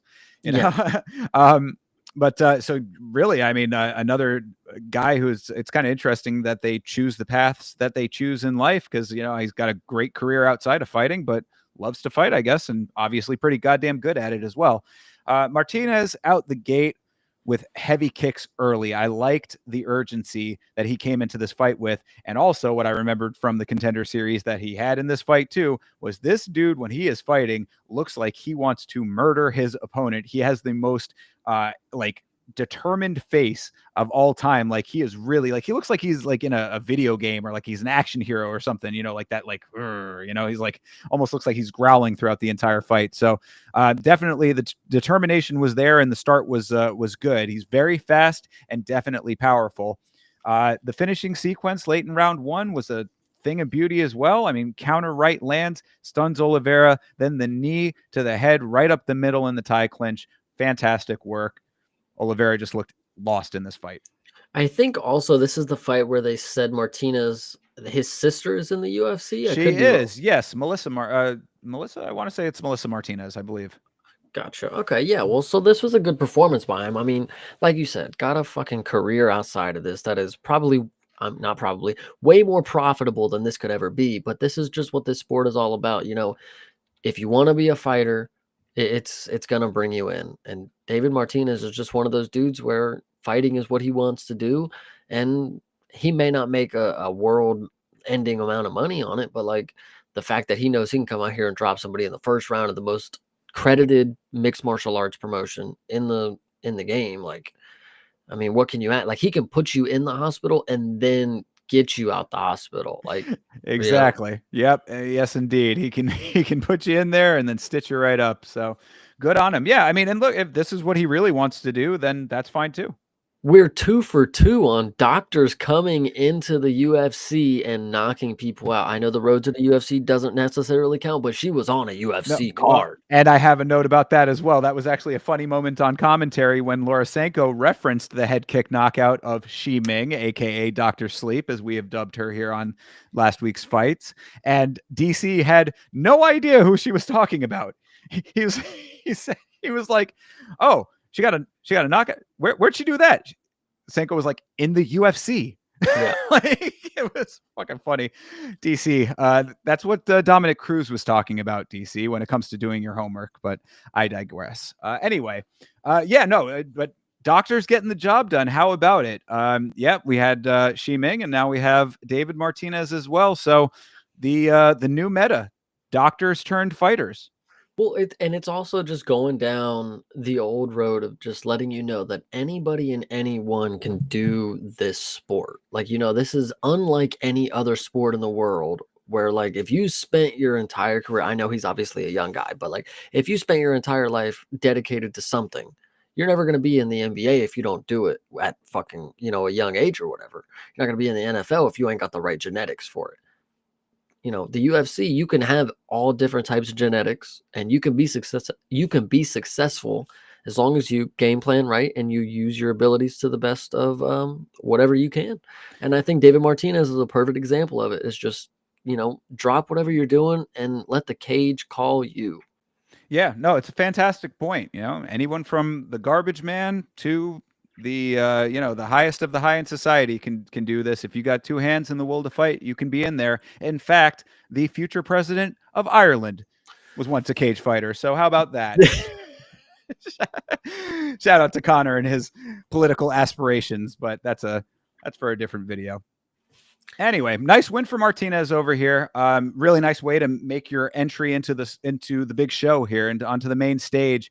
I think this guy's got some decent future ahead of him with the way that he fights. I mean, if he comes out with the same intensity and can weather adversity, which he did on the Contender Series, now that does not always translate, as we very well know. We're gonna have to see him up against a person who's going to give him a little bit more of a fight here, because Oliveira was not doing that in the slightest. As I said, I thought he looked very lost in this fight throughout the entirety of it. But if Martinez is able to weather the storm, if he's getting some heavy shots back, then we might see some big things out of him. Hell yeah. All right. Speaking of rising stars over here, Raul Rosas Jr. fought Vince Morales. You think the organization likes Raul Rosas? He got a whole Chi Wee Wee's promo package coming into this fight. Whole video package on the Chi Wee Wee catchphrase. I actually, now that you bring it up, I want to bring up an even weirder promo package that they had. Did you see, and this is what it was, part 2 of the Sean Brady and Leon Edwards. I said the same thing during the watch along. I'm like, why are we seeing a Sean Brady promo from, wasn't that for last week? Oh no, it's part 2 of an ongoing series, I guess, on this. Yeah, it's like, why didn't you release this on the way to their fight? Like, this, did you forget to drop? It's like, oh shit, drop it now. Just fucking put it on the promo. Who cares? UFC is getting into long form content, brother. Yeah, that was very, very weird to see. But okay, the Chiawee's one. Chi-wee-wee. I feel like I don't remember it because I might have been on my phone too, so I might have been looking up thinking I'm watching like a TikTok or something. Like, that might have been something. Well, But in part it was like it started off with him talking about it, and then it would cut to like music video footage yeah, at one point. I guess somebody made a song about with the Chi Wee Wee thing in it now, so it's its own. It's perpetuating. We use it on the watch alongs as our notification sound effect for when we get new followers and stuff. So if you are watching out there and want to hang out with us during a UFC event, you follow the stream, you will get a Chi Wee Wee. I really enjoy the thought that this dude's 20 years old and he's being able to think of ways to market himself to make sure that he's going to have the generational wealth to support not just himself. So Raul Rosas Jr. coming in here with a lot of hype. You know, the ability to change a lot of things for a lot of people if he becomes what people are expecting him to be. Performances like this against stylistic matchups like this are exactly what he needs to have for the next couple years. I'm not saying he's championship level yet, but if you keep giving him people that are going to throw different things at the wall and he's able to keep adapting, I think Raul Rosas Jr. is on his way to being something crazy. And I want to go ahead and give a shout out to my boy Vince Morales. I'm very proud of me having the big brain, man. I really like Vince Morales. Watching him against Elijah Smith, I realized like this dude, he's got it. Like he's just knows what he's got and he knows how to utilize his skill set. And honestly, a skill set that he has is an intangible thing. It's he knows how to control the momentum, because a lot of people would argue that he won this fight. Like if you go into the Discord, talking about the scoring, I mean, it wasn't really. So anyway, back and forth, if you want to call it. Vince Well, Morales. Go ahead. No, so actually, no. I know. Well, and I just wanted to reiterate that point that I had that in the notes that a lot of people have a very less than favorable opinion about Raul Rosas in this fight. I was kind of surprised by it personally, but I guess people are making a case, because I've seen that narrative going around now. Oh, this guy is they think that this is the hot next thing. He didn't do hardly anything. They were showing that image of Morales when he had him in the choke. That was like being kind of memed a little bit or whatever. So I was just kind of backing you up on that. That a lot of people were less than kind to Raul Rosas with this performance. And so what I think is also great to know is like going into this is another one that I'm not.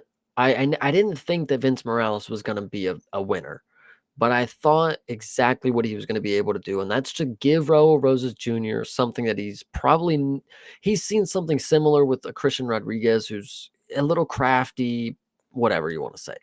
Vince Morales, though, what he was able to offer Rosas Jr. is the ability to get in when the grappling is going for Raul Rosas Jr. The grappling's in his favor, and he's still able to pull off a sequence that's going to get Raul in some sort of danger. So Raul has always been, except his one loss, has always been able to control people and just use his wrestling to his advantage. In this one, he's doing the same thing, but Vince Morales actually has the ability to make it interesting on his back. And I think once you watch towards the end, when he's able to pull off these interesting subs, which I've credited before, this dude must be an elite sub artist for getting it at least close with these crazy subs. Like you saw earlier with Gabriel Miranda, that's a crazy sub. He wasn't even close. Wasn't even close. Vince Morales, people want to talk about, he wasn't cutting off the artery. He wasn't, gonna choke him out.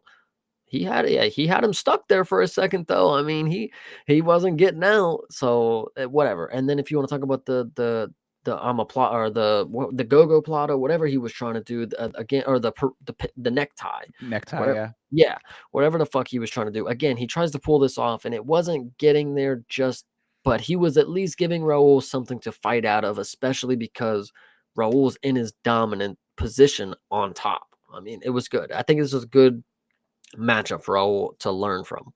Well, and going back to the way that you defined wrestle fucking, I mean, I would say that Raul Rosas has a goddamn good handle on that, because this dude can definitely smother at this young age, which is pretty impressive. He had a really dominant first round, but Vince did reverse at the end of that round. So, I mean, uh, good on him for that. Like you said, it kept it interesting for sure. I thought that same criticisms and praises of Morales stand with this fight as what we had said about him in the past. So definitely tracking. Pretty dominant second round for Raul as well. He just gets a hold of you and does not let go until the horn sounds, which again, at this age, very impressive. And with the level of competition that he's facing, he's constantly learning. He's constantly getting better. He was a little down on himself about this performance. I was like, I thought that this was pretty okay. I didn't really see anything sticking out to me that was super wrong with it, especially compared to his last fight, which we were a little bit more harsh with him on. I thought he made a couple of adjustments that made him look a lot better. The cardio was certainly there. Then the one time in the third round where Vince really had his moment, Raul was able to navigate the position, and that was when I knew that it was really over for Vince, because at the first round, after the first round ended on the watch line, you see me being like, I have faith. I have faith that Vince can turn this around. He was, he ended the round on top. This is where he can get again. He bring himself back to that position. But once he didn't have the submission locked in the third round, I was like, okay, this is where it's going to end. Except he did have the necktie at the very end of the round, but by then it was too late. So I guess what I would say about Morales is that he does have a unique submission skill set, but he needs to enact his game plan much quicker and take advantage of the small motions when he has them, especially against someone like this, because when you're in those situations where it's an extended grappling exchange, you only have so much time to start getting yourself towards where you want to end it. And if you're already at like the 45-second mark and you're just now starting to get yourself into the position that's going to be right to finish the fight, the horn's going to sound and you're not going to be able to get to what you want. So Yeah, I hear that. Yeah, I think this was, I don't know. Looking at the striking numbers, I mean, I do agree there wasn't a lot going on in the striking, but I don't remember this being a very boring matchup. And I no, credit it was very active both ways. exactly, and that's what I was gonna say. I credit a lot of it to Vince Morales. I mean, it does take two to tango. Raul's gonna do his thing when it comes to wrestle fucking, of course. Like he's just able to manhandle people, but Vince was able to keep it interesting by not letting that be the end all be all for the matchup. There was there was different outcomes coming. Vince Morales, maybe it could have got a sub. Maybe he was going to actually reverse the position and get up. Obviously didn't do that for 9 minutes and 30 seconds. But of that 9 minutes and 30 seconds, I never felt like we're laying here a little too long and there's nothing going on. Like it's kind of interesting the way that the striking numbers look, because if 26 strikes were landed over 9 minutes and 30 seconds of control time, like you would think standing up has to happen, but it didn't feel like that. So that's weird that the numbers ended up like that. Yeah, no, I mean, striking was definitely not the central focus of this match, and it was a very exciting match regardless. So I think credit goes to both of them. I really would hate to see Morales get cut after this. It's kind of at that point where he's probably going to. They might give him one more chance, but he really, really, really needs to win his next fight, because that's going to definitely be the end point for him, especially being his second stint in the organization. That was another thing coming into this fight that kind of gave me a little bit more hope for him. I was like, he knows that his back is against the wall at this point. He's got to really pull something out here. So maybe not against a surging prospect, depending on who they're going to match him up with. We'll see. But either way, it's unfortunate for someone like Morales to get cut after a performance like this, because he really did hold his own. Same with Elijah Smith. It's just now the options are starting to dry up for him. So, he's got to make an adjustment really fast now if he's going to stick around. Yeah, I hope so. I mean, like I said, I never got to see this dude originally. I probably wouldn't have been the biggest fan. Obviously, he got removed from the UFC before, but in his second stint, the two fights that I've seen from this dude, I have been a very big fan. So I understand if he's not going to be able to last in the company after so many losses, but it is going to be unfortunate because he does bring an entertaining aspect to a losing experience. Sure. Yeah, that's a good way to say it. So we'll see what happens with him, but Raul Rosas continues on now, 11-1. I mean, Chihuihuis. Chihuihui, we got to see what his next matchup's going to look like, because they're really trying to, he's still on track to potentially be the youngest champion in the sport if things keep going his way. So we'll see what the organization does. I don't know if you saw the note. I don't know if you probably knew this. Alexa Grasso was the first Mexican woman to win a fight in the UFC. I did not see that, but that does not surprise me all that much, I guess. I guess nowadays it's more Mexican female representation, but still, women's MMA is still young comparatively, so it's Yeah, everything's got to catch up for the ladies a little bit, but good to see. true. Moving on, we had Edgar Chairez versus CJ Vergara. Chase called it on this one for sure. You could get your flowers, my man. This is my fucking guy. And I can understand why people wouldn't understand because they look at the record and they see a dude who's at the time barely over wasn't even over 500, 11-6 coming into this. But if you watch this dude fight, he is the type of dude that never fucking stops. Like he will get hit and he's like, actually give a good comparison. The last performance is from Edgar Chairez. When he gets hit and he's in trouble, what does he do? Stand his ground and fire back and actually almost potentially end Josh Van's career with a fucking spinning elbow. CJ Vergara in his last matchup gets hit, runs across the fucking cage from Tamirov, gets chased down, dropped, gets up, runs again, gets chased down, dropped, finish fight. That's just all I'm going off of. You have a dude who's a fighter. You have a dude who's a runner. That's all I'm saying. So when you come into this fight and you hear Larasenko talk about before the card, Edgar Chairez has been saying that he wants to come into Mexico. He wants to win like a Mexican and fight like a Mexican. This dude came out here. That's why I was going heavy on the KO because I figured Mexican true. We're gonna go knock this dude's head off, and that's exactly what he did. He walked in there, knocked his fucking head off, put him on the mat, let him up, walked him down like a fucking G, put his hands up. Is that all you have? Is there nothing more you need from me? Put him on the mat again and felt sorry for bro. Felt really sorry for him, got on the ground, choked him out. It was so easy. This was one of the easiest performances for Edgar Chairez. I'm so confident in this dude being a flyweight because he's such a unique talent. And for him to actually be just who he is very important because if he stays doing stuff like this, being very unpredictable, being the dude that'll fuck up your KO with a submission is just the type of dude that you want to see go far because he will fuck up a lot of shit. If he can fuck up the good things, the bad things, he's gonna fuck up really, really good. It's dude. Telling you, Edgar Chairez is just a fucking dog, and we'll get into his story after. I'll let you go into yours. Yeah, for sure.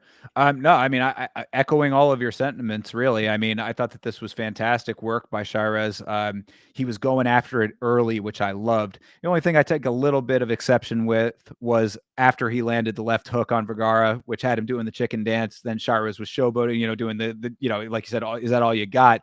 It's like, bro, go finish your fight, brother. Don't, you know how I am with that kind of stuff. I don't really like the showboating. There's plenty of time to gloat once the fight is concluded, but whatever, it didn't even matter because Shira's right after, because I think he thought that it was going to be a walk off. So, I think that was kind of maybe where the mentality was, but he snapped to pretty quickly, kept right on the hunt, which wasn't super hard because Vergara was pretty hurt at that point, but kept on it. Left swipe drops Vergara. RNC was a face crank, really more so, but it did the trick just fine. Fantastic work.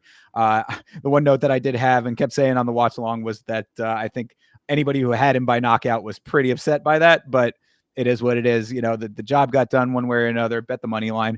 But yeah, I mean, overall, this was really, really nice work for Shirez. I thought that it was couldn't have been more poetic with him doing it in front of the Mexican crowd exactly as he wanted to do it. Laid it out, executed the plan flawlessly. I got nothing but praise for the guy. I really I enjoy watching him fight. I've seen him, a couple of his fights now, and every time that I can remember, at least, it's never been like, why is this guy here? He's always been a dude, even in defeat, that has been really solid. So it's good to see him getting his wins, and especially in an emphatic fashion like that. I think you bring up a good point. I mean, you're talking about that, he's been a dude that performs. And, anytime in his loss, it's something decent. So the fact that Joe Pyfer pulls out and this fight goes from the prelims, fourth fight on the card, I believe it was, all the way to the main card, 3 fights under the main fight. That should tell you that somebody was on to something. They said this guy right here is a perfect fill-in because he can do exactly what we're expecting Joe Pyfer to do. Walk in, drop him, choke him out. Walk in, drop him, beat him to death. Whatever you want to say. Edgar Chairez can do just that.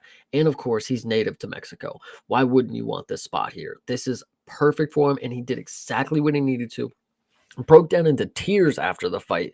He wanted to tell his story about how, I think it was his grandfather. I think that's what it was. His grandfather sold his truck so he could pay for his surgery, just so he can continue his MMA career. I don't know if it was during the UFC or whatever it was. I don't know the exact story, but man, shit like that. A story, a killer, a dude who's just willing to come out here and like this is just what he does. Like the story tells it all. Like, that's what was important to him. His grandfather understood. Shout out to him. Rest in peace. You know, he's not with us anymore, as Edgar laid out.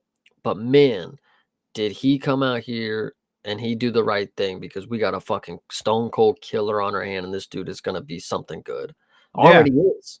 Oh yeah, most definitely, absolutely, and yeah, when it comes to his story, you know, it was obviously very touching, and he was extremely emotional. He was crying pretty much from the second the fight ended up and through his octagon interview. So you know, this was obviously very deeply personal to him and all that. And I thought that this was a very nice human display in the sport. And as I always say, you know, MMA is a microcosm of every aspect of humanity, from you know the funny to the sad and everything in between. You know, the comedy and tragedy of life is all represented in MMA. So I thought that this was a really nice, you know, positive emotional element over here. You know, he was doing it for his late grandfather, and did it in a fashion like that. So it's one of those in a roundabout way, a feel good moment, I would say. You know, and I want to make a bridge to a conversation that I'm not sure, you know, I want to hear your take on, you know, so like Jalen Turner, when he Mhm. came out and he was talking about the Bobby Green finish, how he took a little backlash from the people in his life, like that led to his early retirement. Is like, people kind of felt like he was doing a little too much or whatever. So when you come out here like Edgar Chavez and you put a dude in the mat and you choke him out, and it's for, you know, it's dedicated to somebody, is it any different, or do you think people are going to be like, man, you really, you kind of fucked him up a little bit, like you didn't, you know, you could have done something else for, you know, in honor, you didn't have to go kill a man, kind of deal, you know? I don't know.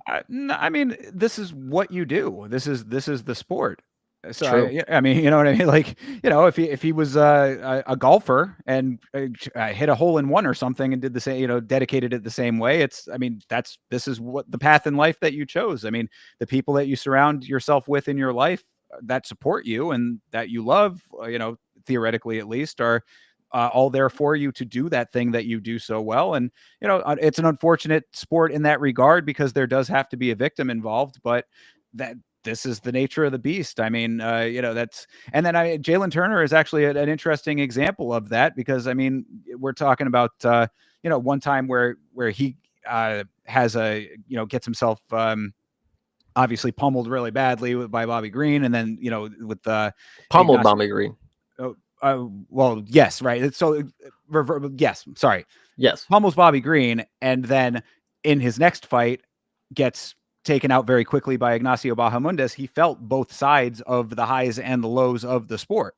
So he could have easily been in the reverse of both of those situations. You know what I mean? So it happens to everybody, you know, one way or another. One day you're up, one day you're down. This one was Shiraz's night, so he deserves to feel exactly how he feels about it.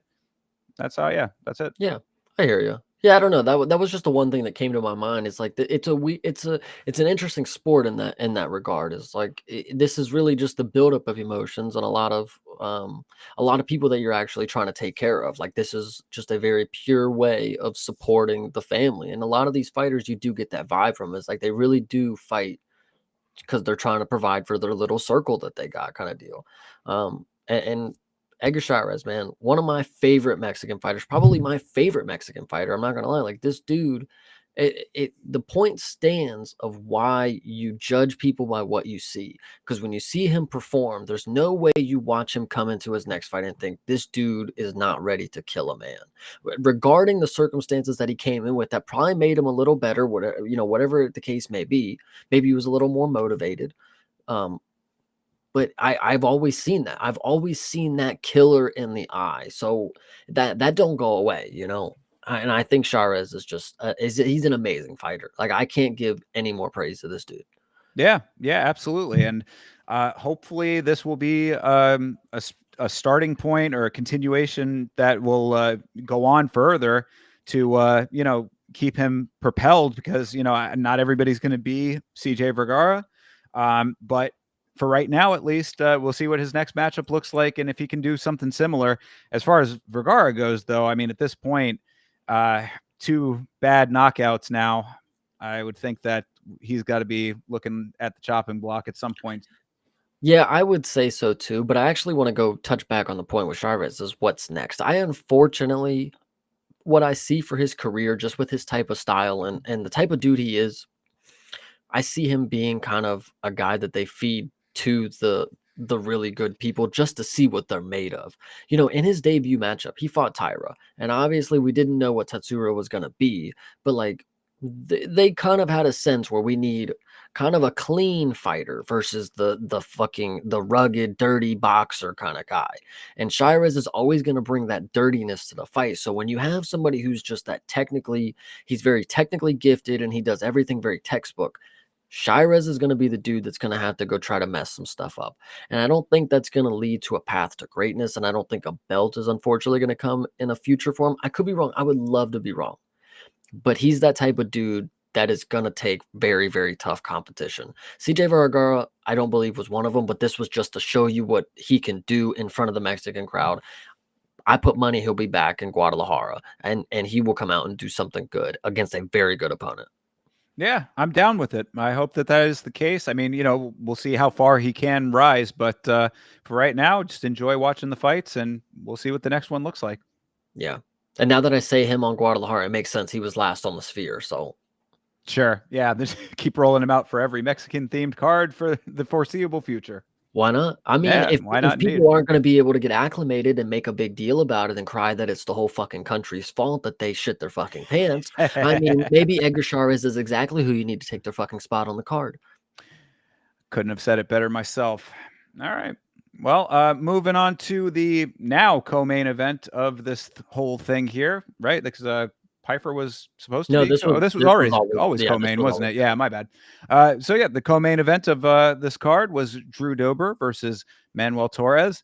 This was a hard one to watch. You want to talk about, the whole highs and lows of this sport as far as the people that you want to root for and feeling bad for people. This certainly was not an easy viewing experience as a fan of Drew Dober. I want to actually start. One, I will say good win by Manuel Torres, but two, I want to say that the most glaring thing that I saw in this fight was how much he overextends on his 1-2. And that's his money shot, right? That's exactly what he loves and that he's very good at it. But when he doesn't land it, he's throwing he's walking forward. He's not able to stand his ground and just throw a quick whatever you want to say. He's not able to just throw straight standing still. He's always got to lunge forward with him. And I think that's what's going to be. I mean, it already was. Bahamundes was able to just counter, change angle, and just pop him twice, same time. So anyway, that's the only thing that I take away from Torres because this wasn't a long fight. They stood there for a second. The height difference was very glaring. I said, "Oh, I forgot that Drew Dober is like kind of a troll kind of deal," and unfortunately, overextending on the 1-2 was not his downfall this time because he caught Drew Dober. I don't think it was the 1-2 exactly that caught him, but it was something that caught Drew Dober, dropped him to his face. And Drew Dober, I don't know what the fuck he was trying to do. He just decided to just kiss his Oh, foot he for was just gone. He was already gone by that point. no. I don't think he was still there when he grabbed his foot. He got pounded in the side of the head, and like you see his hands kind of like they like rest down. Like at first he's got a little lock, and then they rest down, and he's out. But then they keep letting it happen. What's really crazy, and this is probably a testament to how like good Drew Dober's like chin is because he got up and he was ready to go. And what was crazy to me is that so you see, I think it was Mike Beltran. Mike Beltran waves it off, right? He lets Drew Dober get up, lets Drew Dober puts his hands up, start walking towards Manuel Torres, and then he walks over and he calls it like he actually officially calls it off. Like I don't know what was going on there, but he definitely called it off twice, and he didn't stop Drew Dober immediately. Like, hey, the fight's over. Like he let him like get in Yeah, his stance and walk away a little bit. So I would think that probably Beltron didn't realize what Dober was on, or how bad it was for Dober. But I mean, I don't know, man. I think that Dober was pretty out off of well, it was Just it the was before he hit the ground, you think he was I mean, obviously, he got stunned, and he was on his way to the ground, yes, well, but I think it was more of a shot to his feet than of, like, he fell face first down dead kinda yeah, deal. no, I mean that's what it was. Is that like I think he was already in a dazed state, and then all of the shots to the side of the head definitely finished the deal. But it's like it's like if you're starting to see white, then like you see a little bit through, and then it just goes full white thereafter. Yeah, You know what I mean? That's kind of how I looked at it anyway. But yeah, it was the 1-2. It was the second of the 1-2. It was the yeah. first did not land, but the second one definitely did. And you're exactly right about him reaching for it though, because that was the note. Is that it's like he put everything into the shot almost by necessity because of how far he shot the shot from. I mean, it was a very long, rangy shot that landed, and that's why the first one of the 1-2 did not land. Was because it was just a hair out of range. But the second one landed flush. Dober was out on the astral plane, and I can't fault Beltran for the late stoppage really, because Dober was going for the leg off of instinct. I think immediately. That's I think really what it was that he knew he was hurt, so I'm gonna shoot, and then all of those unanswered shots turned out to be what they were thereafter. But Sanko counted 15 unanswered shots. It probably was pretty close to that, if not dead on. So yeah, Dober coming to and thinking that the fight was still on. That was kind of it was hard to see, man. Drew Dober is like one of the nice guys of this sport, so it always really hurts to see him getting laid out like that. But I mean, it was Torres's night, and probably at this point, Dober might want to start thinking about hanging him up. No, I think he even said before this, like, "Dude, fuck getting knocked out, like, I'm ready to fucking go." Like, whatever you wanna say, like, and he's that type of Chad. But I would like to also mention that a beautiful moment in the sport, it happens in the worst moments, and hear me out. Drew Dober is getting slammed on the side of his head. You have ex you have former fighters, you have commentators, you have the crowd members, you have analysts all screaming, "Please stop the fight! Stop! Stop! Stop! Stop! Stop!" And the ref himself is just like it's actually really fucking insane. Like I don't know, I can't think of a better moment where everybody is on the same page other than a late stoppage, but then the fucking ref is just you know, I love to think of the clip of Dana White talking about he's like, I don't know if he's doing his fucking grocery list, if he's forgetting if he's thinking about what he's gonna record on TiVo later. Like it's so fucking true. Like the scent of beer and cigarettes was rancid in this fucking ring right here. Holy shit, man. This one is so Ah, crazy. I think you're No, it is funny though. I know. Fair enough. Fair enough. Um, I, I will.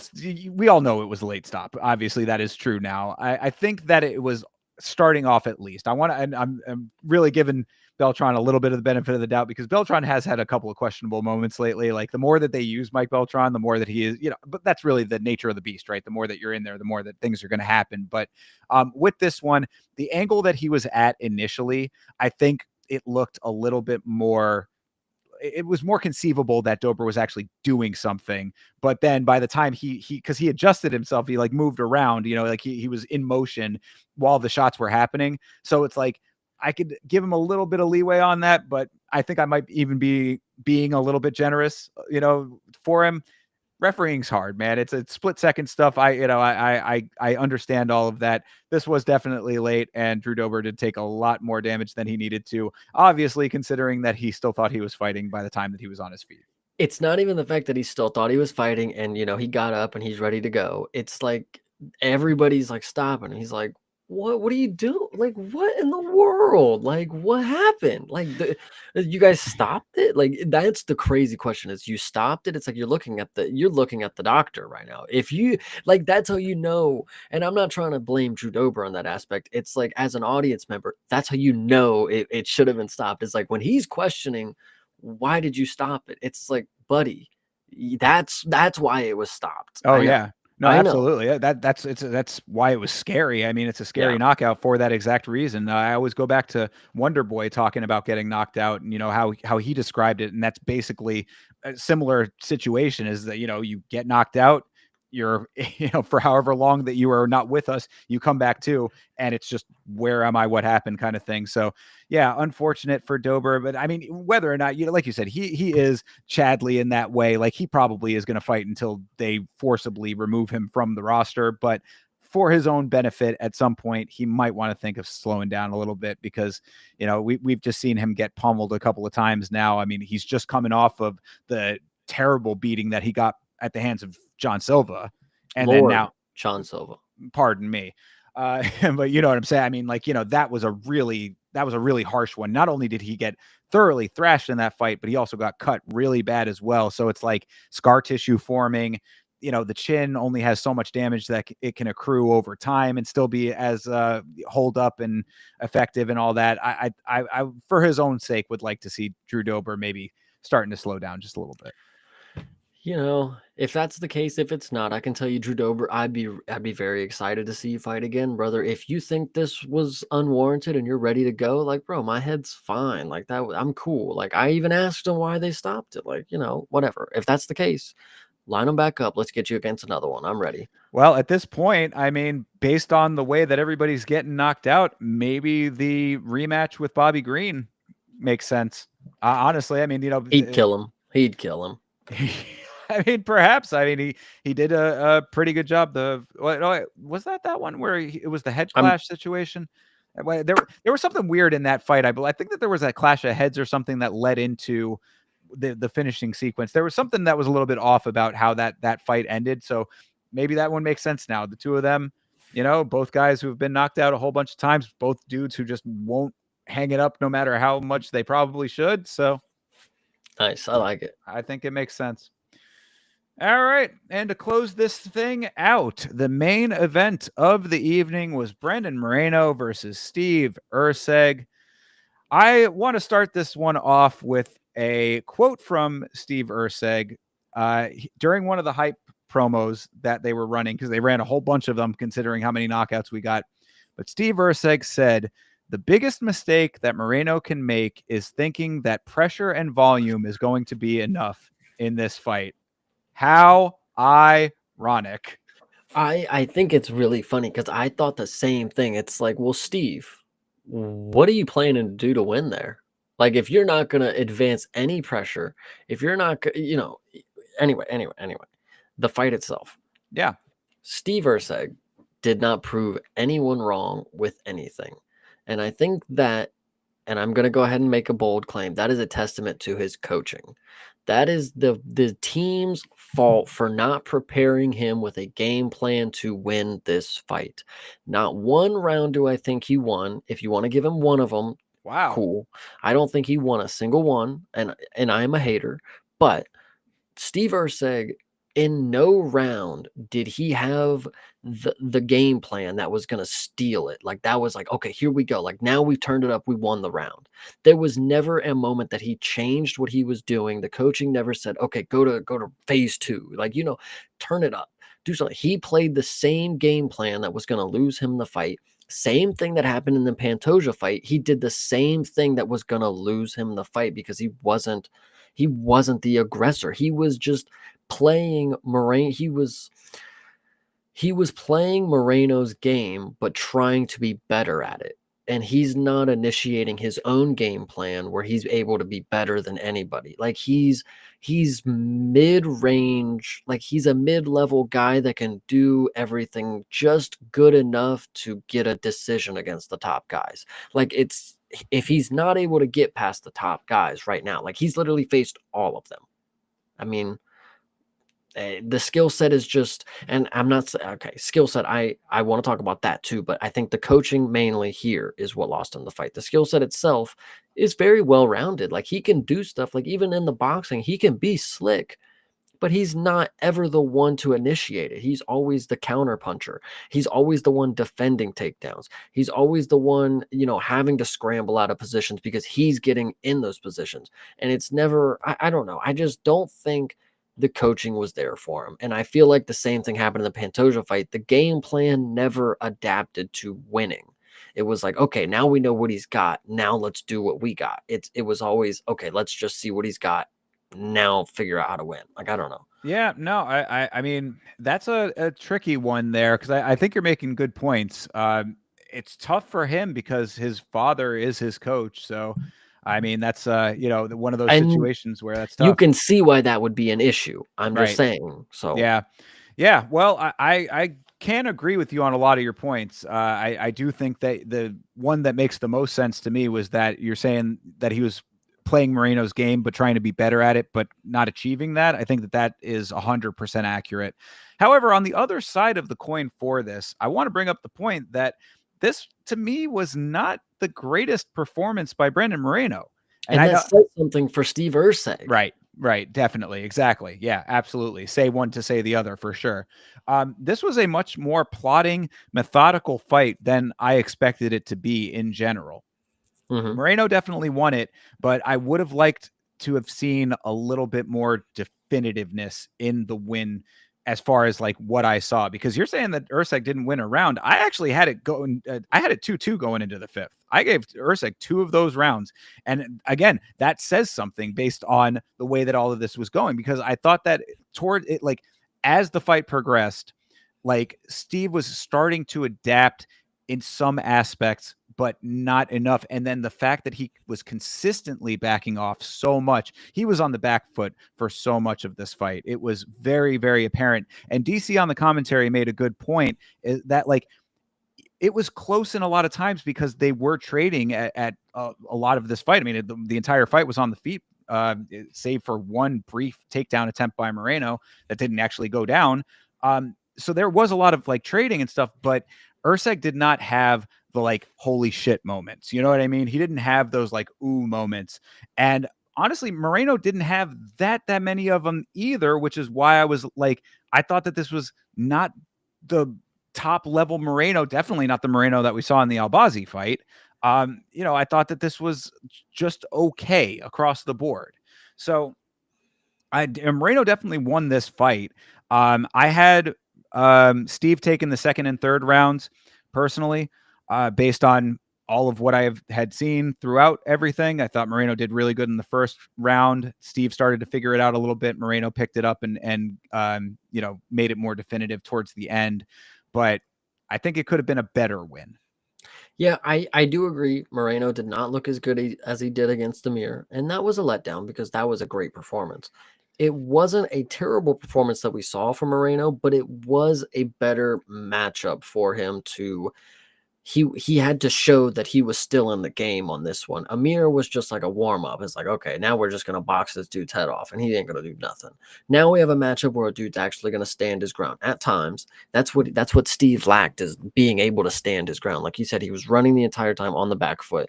If he was able to just have more confidence in his striking, he could have stood there and traded with Moreno a little more. I know Moreno's a hard puzzle to crack because he's kind of a little unorthodox, but the times that he was able, like there was a time, I remember even thinking like Steve Erceg has good reads, but he just doesn't have enough to make them. Like he sees them.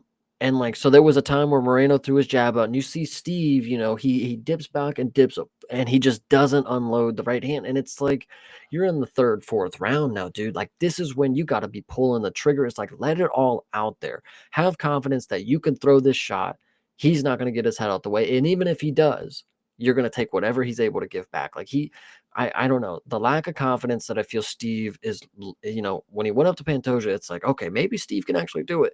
Lose the KKF, and now it's like, okay, something is just holding him back. I think, I don't know. Maybe at once it was there, but at once it was just a split decision loss to Pantoja. So other than that, what he's showcasing is just mid-level skill for the division, and that's unfortunate because, like I said, he's lost to the top dudes right now, and what's left for him until they fucking leave? I mean, it Yeah. is flyweight; they'll give as many rematches as they need, so hopefully he'll stick around. But I mean, I don't know; it's crazy. Yeah, no, I think you make a very good point about Steve with the reads, because you're right. Moreno's style is very fluid, and that I think is a hard puzzle to solve a lot of the time. He's constantly rolling his shoulders, gives a lot of different looks throughout the entire fight. but he does dip his head a lot. And so the one time that Steve made the read on that, went for the knee, he didn't end up getting all of it, but he got a little bit of the knee. It kind of grazed a little bit his head there. I was like, that's what you need to be doing more of. You made a good call on that one. And so it's like, I agree with you that there's just like some kind of block there, because like he did another thing too that I had in the notes with that he feinted the right kick and then went for the left. And I was like, that's a good misdirection on a guy who's giving you a lot of weird stuff coming back. Like, you're obviously thinking in a complex manner for a complex fighter, which is exactly how you should be. But the execution of the game plan, when it comes down to finally laying out the X's and O's of the thing, just didn't all add up to a performance that could get him the win. And so there is something there that's just like, it's holding him back from being like what he potentially could be. And whether or not it was getting to the belt and not getting it, or just, that maybe the hot shotting came a little bit too quick for him, I think that might play a part in all of this. Is that like, because you remember the progression. I mean, 3 fights or so with a nice knock. I mean, the initial reasoning I think made sense. There was one thing that I didn't mention last time we were talking about it, was that he came into this organization on short notice and got a knockout that got him ranked. He got ranked in his first fight in the organization, so he almost hotshotted himself in that respect. But when you do something like that, it puts a lot of emphasis on what you could be as opposed to what you currently are. And so I think that maybe he might have just shot up a little bit too far and is biting off a little bit more than he can chew at this level of the division, when this division is packed with killers. Mm-hmm. Yeah, I hear you. Yeah, so. I don't know. I mean, it's an interesting case to see what's next for Steve. But as for Brandon Moreno, he's a 31-year-old former champ, coming back off of a little break that seemed to do great for him. I think there's big things coming for Moreno Moreno. People, listen, this guy is going to be good for a little bit longer. So get used to him putting on a striking masterclass that he knows how to do. Get ready for more scrambles if he gets up against another grappler, and be ready for another rematch, because that's probably what's about to happen with him next. It certainly is. I mean, flyweight just is this, guys. You got to accept that there are a handful of really, really elite ones that are going to be carouseling for a little while, because they're just that good. Mm-hmm. And until somebody moves up a weight, or somebody, drops off, goes to a different promotion, whatever ends up happening, or somebody comes in to really shake up the division, it's just going to be this. But be happy with that, because these guys are amazing fighters. That's like, people are getting all up in arms. Oh, if we're going to have to see Moreno versus Pantoja 4, I'm down. I'm okay with that. Like, I have no problem with it. The fights are good, so be cool with that. But that all being said, as I kind of have mentioned throughout this, I want to see more out of Moreno if he is going to be continuing to be one of the highest levels in this division, because I just didn't see it in this fight. I think he did enough for sure, but it was just enough. And like I said, I everybody else, the judges had it all across the board, 4 rounds to 1 for Moreno. I had it 3 rounds to 2. So, I mean, I think that there's definitely different opinions about it, like, because I have heard other people, even on the Twitter feed, the Twitter graphics, I think a couple people might have had differing opinions about where the rounds were landing for this. I'm just saying that if this dude is a former champion going up against a guy who now we are sort of feeling like is, not necessarily that level, then it shouldn't have been questionable at all. It should have been across the board, knockdown, drag out. I've talked about this plenty of times. With the flyweights, the skill gap between the top guys is not that large. When you see Pantoja, anytime he goes to decision, which is it's not a horrible amount of times, but like, it's not like full out shutouts. Like, Steve Erceg was able to make it close enough where, Pantoja, in quote unquote scraped by, whatever you want to say. So when you get to these top guys, like, the skill level, they're very high, and the difference is just very little. They all have that one little thing that can just turn the fight. So when you go to Royval and Brandon Royval and then Tatsuro Taira, it's just that one little moment that Brandon Royval was able to turn the switch in that 5th round. That's what sealed the deal for him. And, and they both showed the key differences in their game and why they were effective. But it was just that one difference, the subtle difference in the skill gap. And I think that's what's important with the flyweights is you got to be able to know the little difference between like who has it and who doesn't. Brandon Moreno has proven to have it. Former champ, he's got the championship DNA. It goes a long way for somebody who's been there before. They've been acclimated to the scenario of 5-round fights. He knows what he's doing. Indeed. So Moreno gets the win, kind of as we predicted. I think that this was one of our better predictions on this. And, we kind of had said that this may be the end, quote unquote, of the Steve Erceg experiment. What do you think is next for Steve then, based on all of this? Josh Van. Josh Van. I like it. I'm okay with that. Anybody in the top whatever can get Josh Van's number and sign a goddamn contract, because I'm promising you, if Steve Erceg's the one to have it, dude, it's going to be a quick night. Right on. Well, so that will do it for UFC Fight Night Moreno versus Erceg. Final thoughts on this card after we've talked about it. I was thinking about it today. Like, I genuinely do have a great respect for Mexico. They have given me a lot of great people in my life. Shout out Eddie Guerrero, shout out Rey Mysterio. These guys have been idols to me, and this card did deliver just like many moments that I've seen delivered by the idols that I just referenced.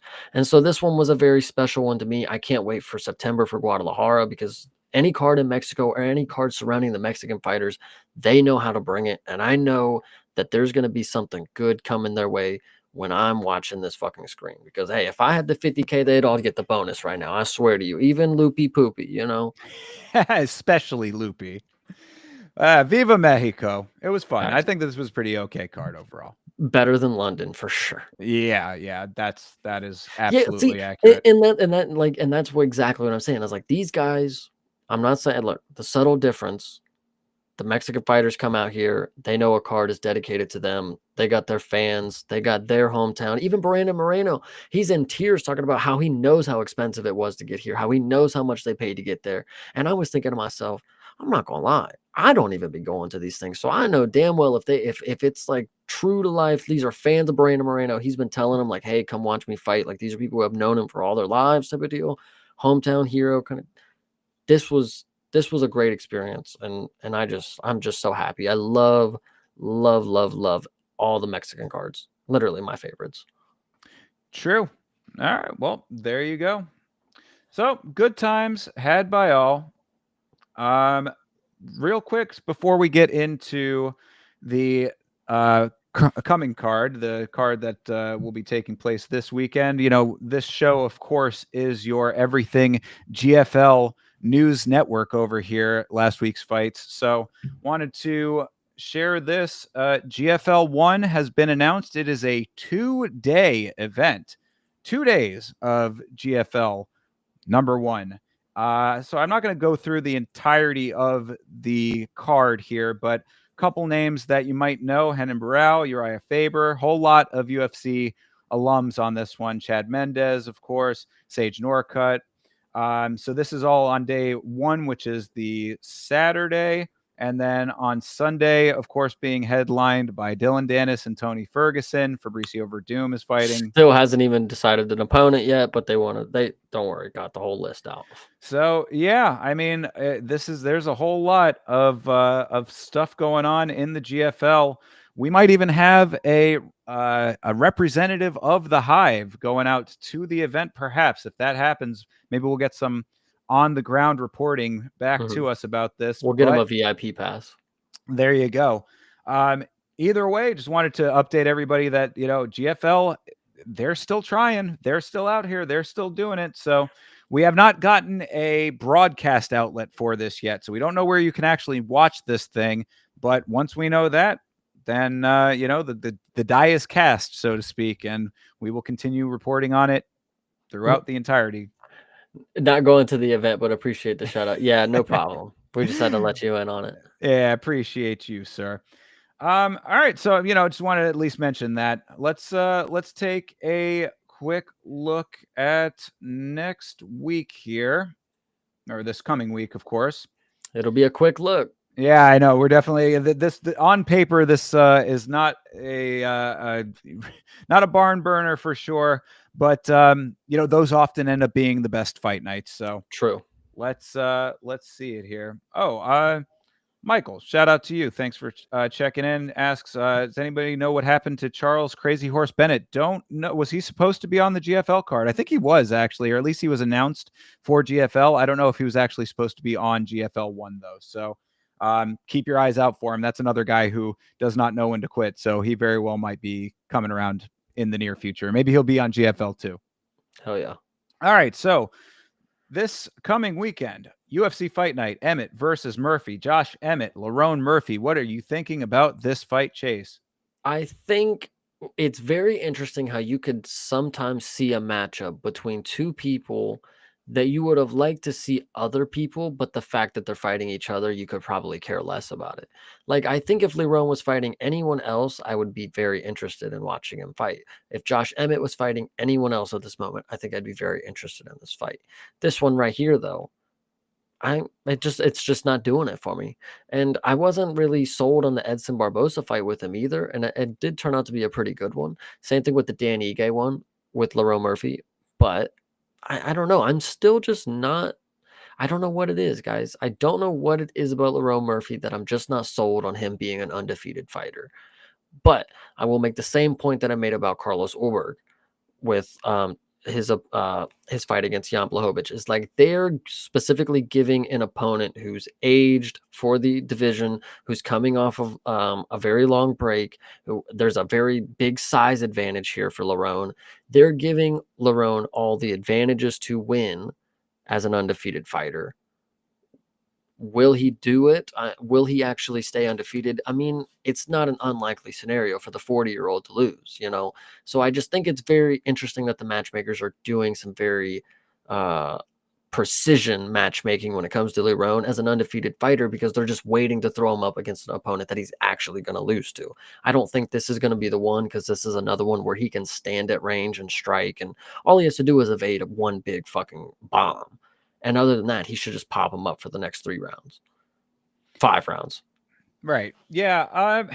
I mean, I think that this fight is something that I'm interested in. I mean, Josh Emmett is a dude who has only lost to like pretty sizable, decent talent. He only has the 4 losses. I mean, he's got a pretty decent record, all things considered. Lerone Murphy, of course, a rising star for sure. Somebody who I have always said that I think has potential to be a champion. I think that this might be the one where he gets checked.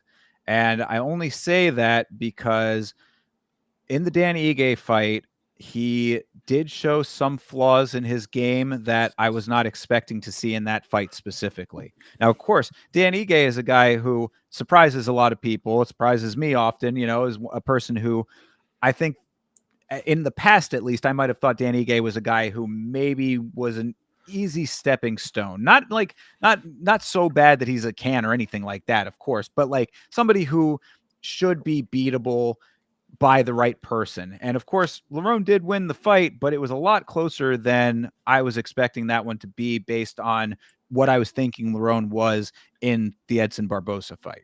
Because I thought that was a masterclass by Lerone Murphy. I thought he really like showcased an amazing skill set.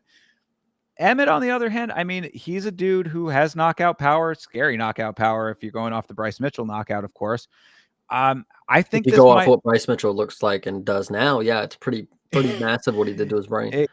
He turned Bryce into a complete laughing stock after the fight was already 4 months removed, multiple months removed. That's how devastating a knockout by Josh Emmett is. He turns you into an entirely different person supporting a whole set of beliefs that you otherwise would not. But that being said, I think that my thing with this is that Emmett is a lot slower than Murphy. So if Murphy's going to be able to continuously move and keep himself at range, like you said, maybe there's a victory for him in there. But it's going to be very hard for Lerone to get his own points off fighting that way. He's going to have to fight a little bit like Steve Erceg, honestly. I mean, trying to get in a couple and then get the fuck out of there, fighting like Paulo Costa against Sean Strickland. You know what I mean? Like, and that to me is something that I think that Emmett probably will be able to figure out as this fight goes on. If we're talking about him doing that throughout 3 rounds, by round 4 and definitely by 5, I think that Emmett would have an answer for that. That's where at least my thought process is. If Emmett does not have that answer, then yeah, it could just be a long point fight affair for Lerone Murphy and he gets an easy dub off of it. But I think that Emmett should, at this point in his career, be able to answer that style and do it with an emphatic amount of power. Hot take. I mean, I think, in my opinion, Dan Ige has a better skill set than Josh Emmett, and I think it was a better example of what Lerone can do against somebody who has a lot of facets to their game. Josh Emmett, on the other hand, is just a dude who's higher in the ranks, but I think this is an easier matchup for him, for Lerone on paper. I think Dan Ige can offer a lot more things than Josh Emmett. I mean, it's like Pubes just said, watch out for Emmett's meaty overhand. Like that's really, what else is he gonna do? Well, that was going to be my point, though, is that I do agree with you that that Dan Ige has a better, more well-rounded skill set, but the difference maker to me is the power of Josh Emmett. And of course, a lot of that may have come from the copious amounts of steroids that he has done in the past. Let's not forget that. Nice. Okay. Oh yeah, Emmett's a pop for real. But anyway, the point is that like I do think that is the difference maker. I think that if he can catch him now. Again, Lerone is a lot faster, though. So it is like that's why I think that this is a better fight than you might be giving it credit for. I think that this is going to be a stylistic matchup that's going to be like almost kind of cat and mouse to an extent if Lerone fights the way that he generally does and Emmett fights the way that he generally does. My initial thoughts, and maybe I'll change my thought through the week. I often do this after doing a little more talking around the block. But Lerone Murphy, this performance against Josh Emmett feels like I will leave this fight night saying he's not going to be undefeated much longer. It may not be the next one, but I'm going to be praying on his downfall because I just don't believe the running and evading style for 5 rounds. I just don't see you making it a lasting engaging fucking performance on any of your fucking fights. So I don't know. I just think Lerone, you got to make this one really good. The Edson Barbosa fight, I will give you credit. You did do good. I just still am not sold on you as a fighter, as a top fighter in this division. Ilya is gone, so anything's really possible now. But Diego Lopez might be able to, figure this out a little better. I don't know. He's a little quicker.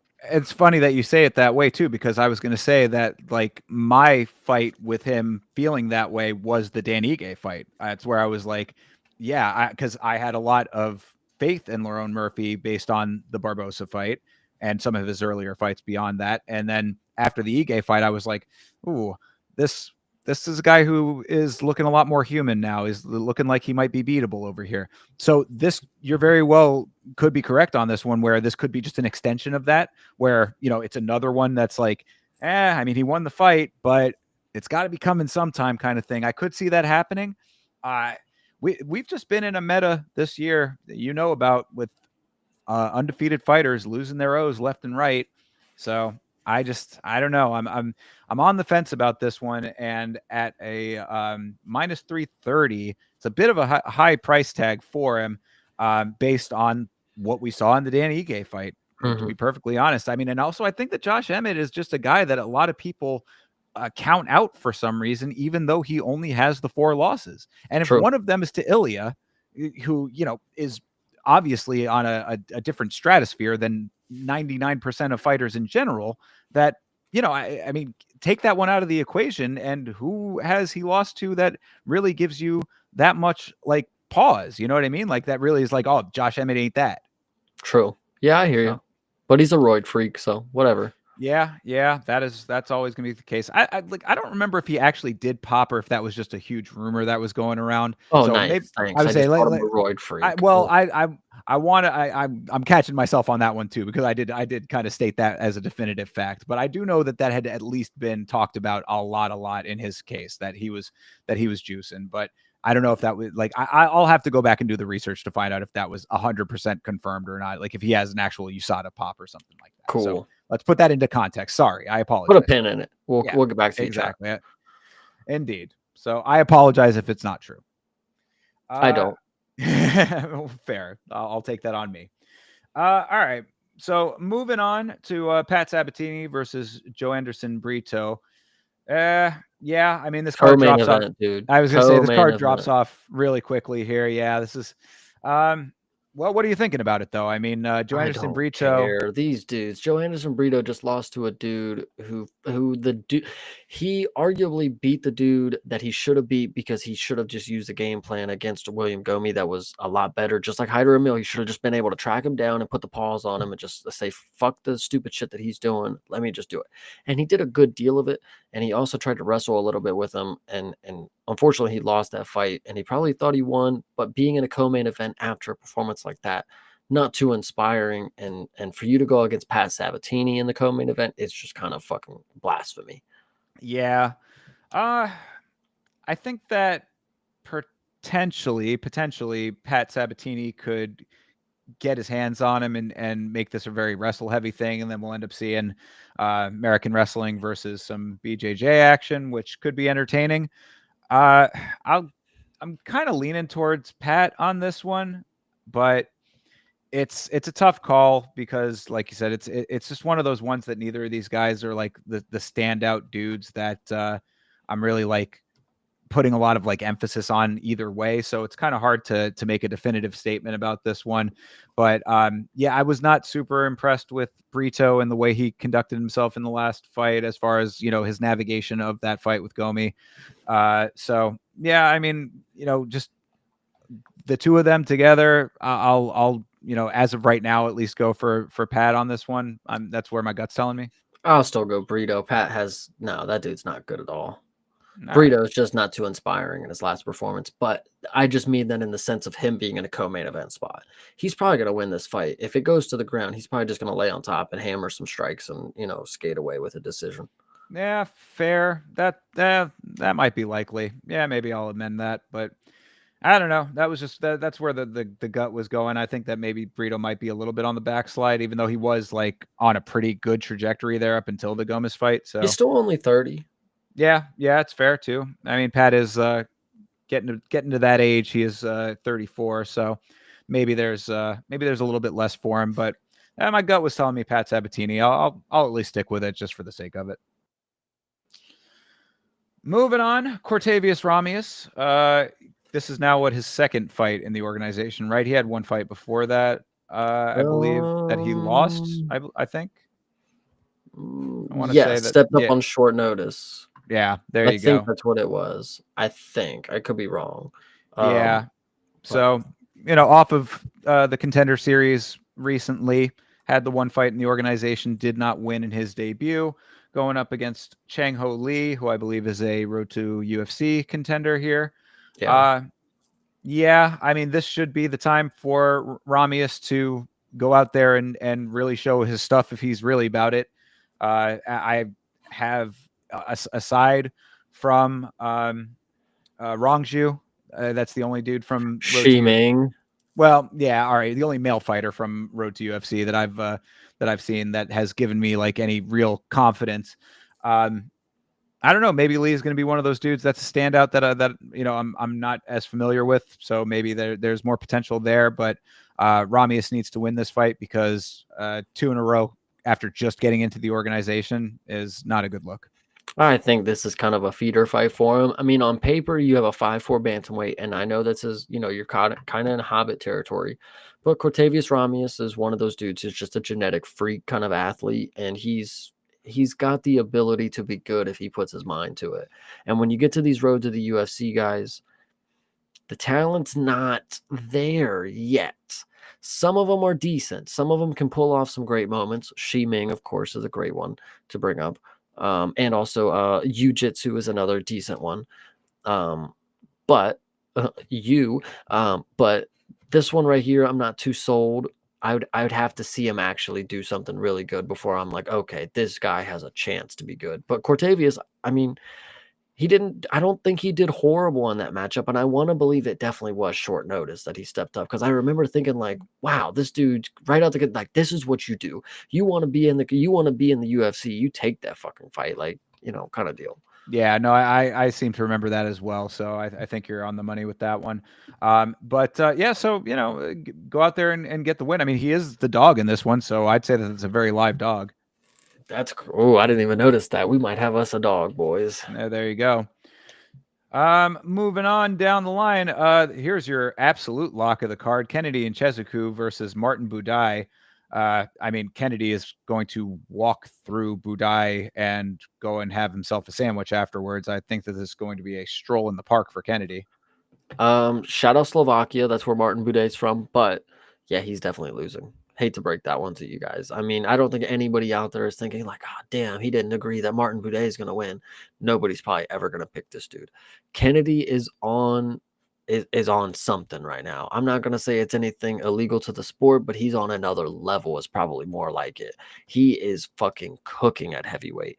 And minus 300 makes me believe that they're worried that he might take a big shot.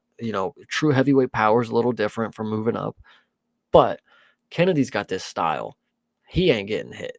Not from this bum. He's going to hit him with 5 teeps. The dude's going to start doubling over, and then he's just going to come over and just work him. Elbows, short shots, uppercuts. Dude, Kennedy has got so much in his bag. I'm so baffled that like the success didn't come at light heavyweight, because I couldn't tell you what would be wrong with what I'm seeing right here. And I know he's going up against competition that are giving him targets to hit with crazy creative abilities. But as of right now, this is dark horse. Like, Tom better watch the fuck out. Yeah, I mean, I think that really what we're seeing with Kennedy and Chezuku is a pipeline that makes a hell of a lot of sense.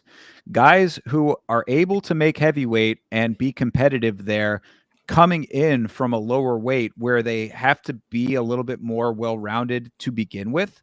A lot of these other weights, it's not always going to be just about going out there and swinging lumber. It's like you actually have to have a full set of skills in order to operate at light heavyweight generally. I mean, light heavyweight right now, it's slightly debatable, I guess, but the point is that like he's coming off of being more well-rounded as his base. Now he's going into heavyweight where it's just a hodgepodge of sloppy dudes. It's like he actually is coming in with the mindset and the ability to win these fights and do it definitively, and it's working like gangbusters for him right now. So I don't see any which way about this one. I think that Kennedy is going to continue on doing exactly what he's been doing at heavyweight, and that is winning this fight definitively.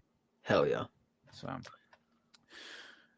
moving on, the card is saved. Chase, I don't know what we were talking about earlier. This card is fantastic now because Brad Tavares is fighting the GOAT, Gerald Meerschaert.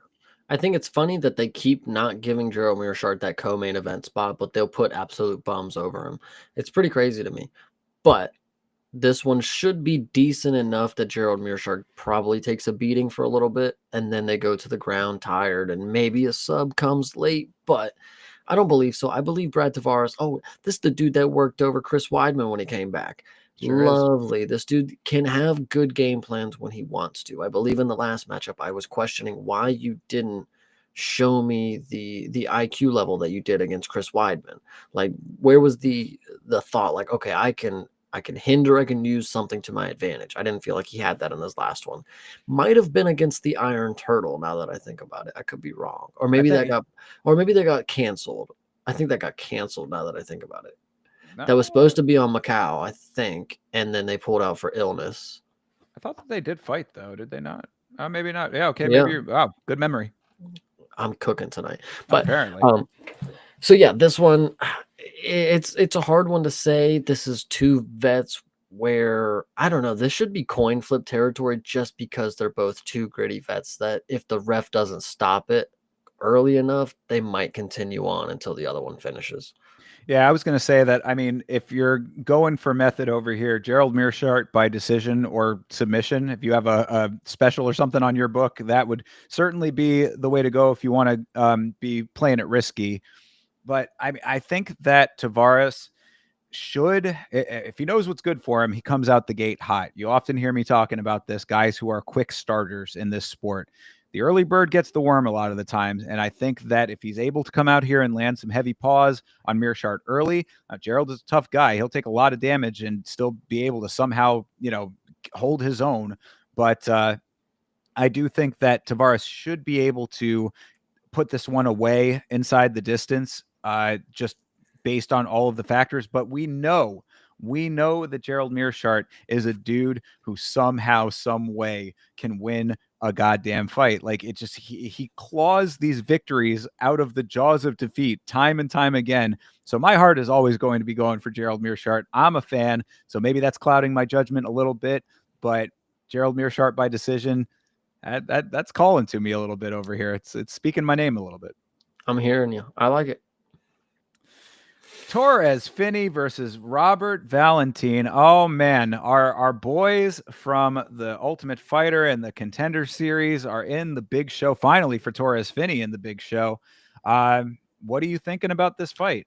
Well, I think when Torres Finney walks in and he gets to look up in the rafters and he sees 3 of his trunks hanging up there, I think he's going to be very proud of the accomplishments that he has already. And I don't think the moment is going to slip from him, even though I think Robert Valentine is going to be a very good talent if he somehow pulls off this win. His career is very crucial to this moment because he's already taken a loss in the finals of Tough. He needs to have this victory so people buy into the hype that he actually can be a decent prospect. But if he loses now, he lost to the dude that's been on Contender Series 3 times. I mean, it's not a good look, but it is an interesting matchup to see who's able to pull this out. Robert Valentin is very crafty, very interesting, but Torres Finney is very textbook, very wrestle fuck kind of. He's going to get you down and he's going to lay on you, and we'll see what happens. I mean, he's 2 for 3 on finishes in his Contender Series. I mean, he got a knockout and a submission and a decision. I mean, he pulled the trifecta. So he can really do it all right here. Robert Valentin better be worried that this is not a walk in the park. But Torres Finney, do not overshoot my boy Robert Valentin because he's fucking good. Yeah, I think that the issue on this fight is that Finney is also, in addition to being well rounded, even for his size, he is durable. And I think that that's going to be the problem is that Valentin is he's good, but I don't think he's going to be able to do enough on the ground to negate any of the very competent Torres Finney when it comes to ground game. And then if that's the case there, and he's starting to get tied up time and time again, and he's like, okay, well now we have to go to striking because this is what is going to be the method of victory. Finney can take a decent shot. So I'm riding with Torres Finney on this one, not because I don't like Robert Valentine, but just because I think that skill for skill, he's going to be a tough challenge based on what Robert brings to the table. And then when plan A is not going his way and he goes to plan B is not going to be there. If you think even further into it, right? Dana White has told this dude 2 times that I don't believe you are the guy for this promotion. The 3rd time, he regretfully had to accept him. So going into this matchup, you have to understand that Dana's looking in the matchmaking going, who is going to prove me right? Who is going to make it look like I knew all along that he was not ready for this sport or this promotion? Robert Valentin is the guy that he's chosen. He's got some high regards around the UFC PI for what he's done in the Ultimate Fighter. He was a very good teammate. He was around in the coaches' corners for a lot of the fucking team, for a lot of the teammates. And listen, so maybe Dana White knows something that we don't. Mick Maynard, Hunter Campbell, Sean Shelby. If you guys put this together to give Robert Valentin the opportunity to make Dana White look like he knew something all along, I'm really down for this upset.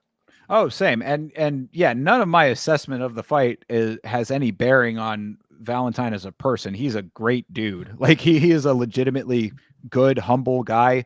Also, like a rather lonely guy, if you remember Dude from the fucking Ultimate brought his Fighter. neighbor to fucking the Ultimate Fighter. Everybody's calling home to their friends and families, and he's talking to his homie. I mean, like, he's a dude who, like, he's dedicated his life to fighting, and it is all consuming to him. We called him like the Swiss Yuri in a lot of ways, where it's like if he doesn't train in the mountains, he very He's well having a bad day, yeah, like like he's a mountain man at heart if he's not literally out there. So it's like, he's just cut from a different cloth in a lot of ways, and he's definitely a guy to root for. So I certainly don't want to see him lose. I just think that based on all of what we have seen up until this point, that's where I'm trending towards in my mindset. But if he takes this fight, I'd be super happy. so what do you think? You think Dana put this together for a reason? You think he knows that Torres is not ready for this promotion, and this is the fight that's going to make sure he's not getting, far? You think? I think it's the reverse Uno on that one. I think he's putting this one together to be like, look, if I have to let this guy into the promotion, he better at least get a goddamn win now. And he does have a pretty big following, so I don't think that's like unheard of for that to be the case. Torres Finney, a lot of people, they know him because he's the guy that can't get in the UFC kind of deal. So the fact that he's finally in the UFC, I'm sure a lot of people are wondering what his first performance is going to look like kind of Well, deal. and also we have to also keep in mind that even though he was not led into the UFC, he won all three of those fights pretty convincingly. This guy is a well-rounded fighter. He's just small and he often fights boring. Mhm. There's a guy named Bilal Muhammad who has a belt right now, if you recall. So you know what I mean? Like, I don't think that there's like as big of a barrier as the three contender series appearances like makes it out to be. If anything, he now has all of the experience in the world. Like, this dude is still undefeated also, by the way. I mean, he's coming in 10-0. So I think there's a lot going for Torres Finney. Will it be the most electric performances you've ever seen in your life? Probably not. It potentially could be with you've got a knockout on there, at least a TKO. So I mean, there's potential for it perhaps, but the man knows how to win a fight. So I think that Facts. this will validate that. Hell yeah. Yeah, this will be a good one. I'm excited. I'm excited too, actually, for that one for sure. So yeah, this card's growing on me a little bit. Mm. This one less so. This is Ode Osborne versus Louis Garule. Garule coming in off the contender series also. He is, I believe, a dude. He won by decision, if I'm not mistaken. Mm. I want to say so. Split this. Oh, against Yeah, Piccinini. the dude against Piccanini. Yeah, I remember that fight from the Piccinini dude, but I can't remember what I exactly was think it going was because Piccinini ended up coming back and fighting a second time based on, or maybe this was the second one. I on. want to say, but either way, decent fighter if I recall. I mean, I gave him his props at the time. He's definitely a durable guy. From what I recall on that one, I'll have to go back and re-listen to our discussion about it to remember the full extent of it. But Ode Osborne coming off the loss to Lazy Boy. We talked a little bit about that earlier. So maybe this is a decent matchup for Ode, I would say. I mean, he's a much more experienced guy, and this is the debut for the Contender Series guy and undefeated. Hell yeah. So what are you thinking? I mean, I really don't even give a shit about this one, to be honest. Ode's one of these dudes. Like, again, it's a flyweight guy that I don't really keep an eye on, so he's not on my radar. If Luis Garule, I think is actually what it is.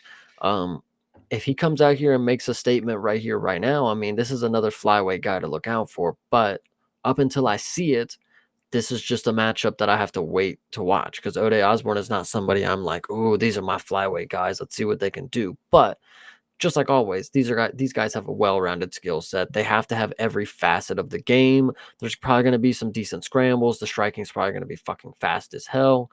Just be ready for a good one. This will be good. I just not too terribly excited for either of them, but I'm excited for a flyweight matchup. For sure. But do you want the casino style inside story kind of thinking that I have with Ode Osborne? I'll go Okay. 40 chess on this one. Yeah. Ode Osborne is very active in the business side of the sport. He's he's diversified. He's involved with gaming. He's got like a couple of other ventures that he's been working on that are not solely him in ring. So perhaps if he's pushing in a couple of different directions, he might already be working on his after fighting stuff, trying to set himself up a little bit. So maybe he's not as 100% in it as other fighters are. I'm just saying I see him a lot in certain business discussions and stuff like that. Just putting it out there, that's something that you can consider or completely toss in the trash. But if you factor those kinds of things in, going a little bit deeper into the analysis, just something to keep in mind. Maybe Grule is 100% committed, hungry, coming in on his first fight in the organization, wanting to make a statement, and Ode Osborne maybe a little bit more okay with taking a loss. Right. I hear you that. All right, moving on. Davy Grant versus Daniel Santos. Davy Grant, the Englishman with the crazy rib cage. What do you think?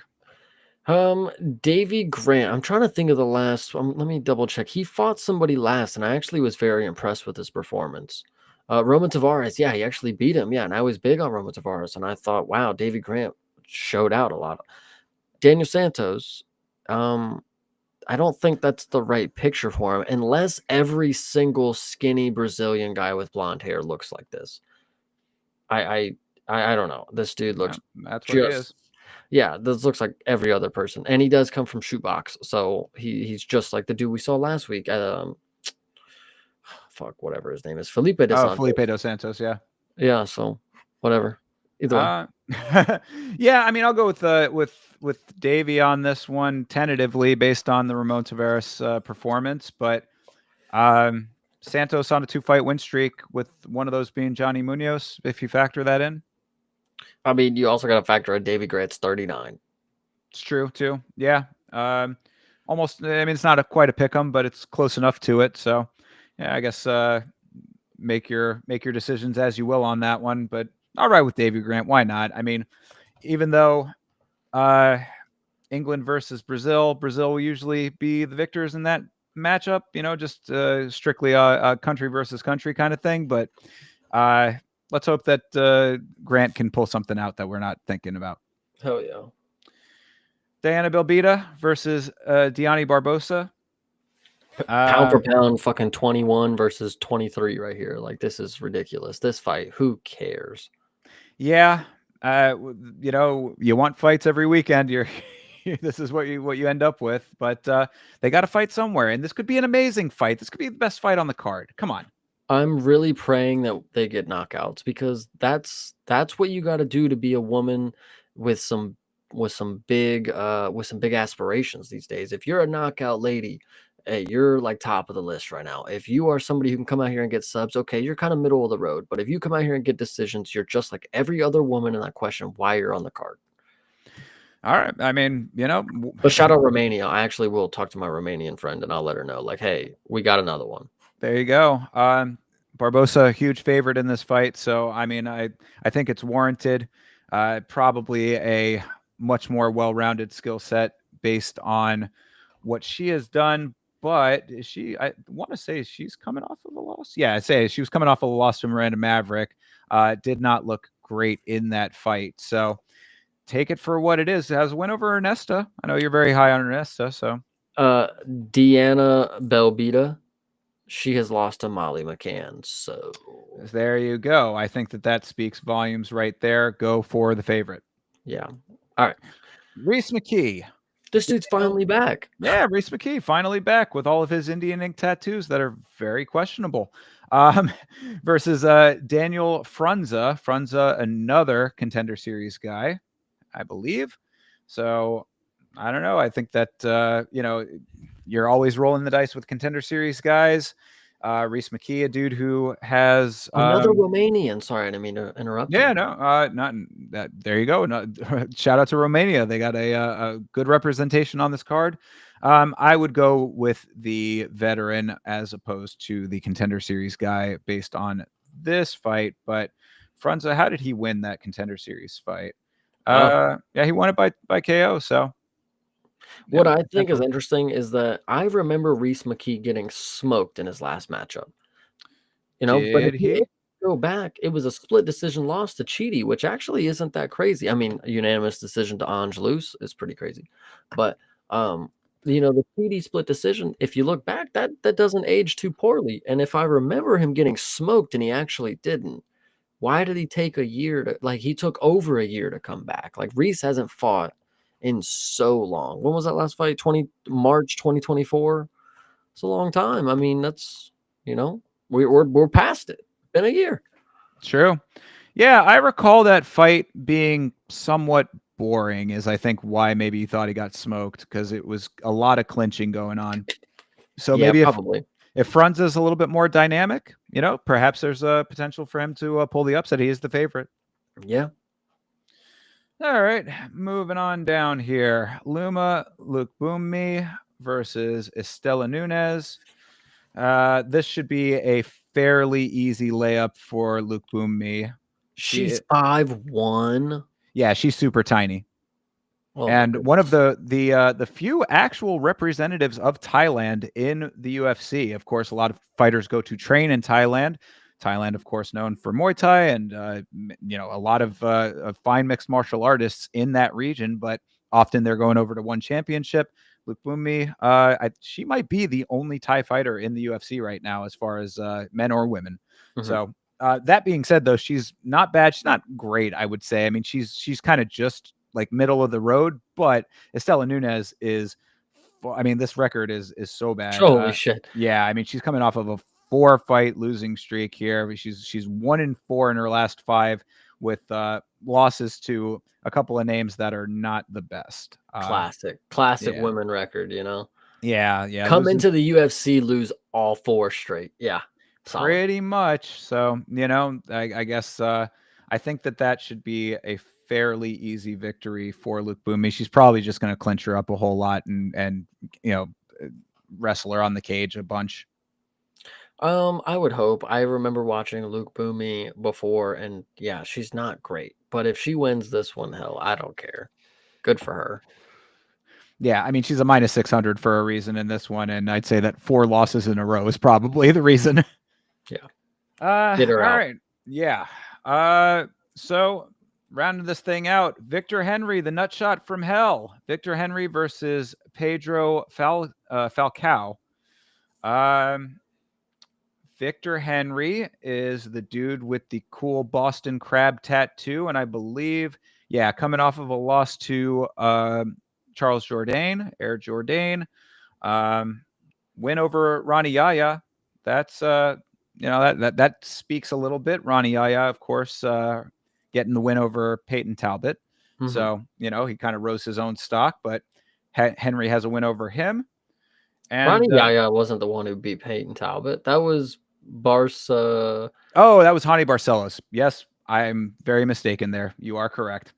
Okay, so take all of that and just throw it out the fucking window. Yeah, this one again. I mean, hopefully these are barn burner type of matchups on the Apex. I want to say this dude's a grappler. If you look at his picture, he's got a fucking shirt on. I don't know why. That's weird, but I've seen grapplers wear shirts all the time, so I would assume he's just a grappler with a shirt on, but I could be wrong.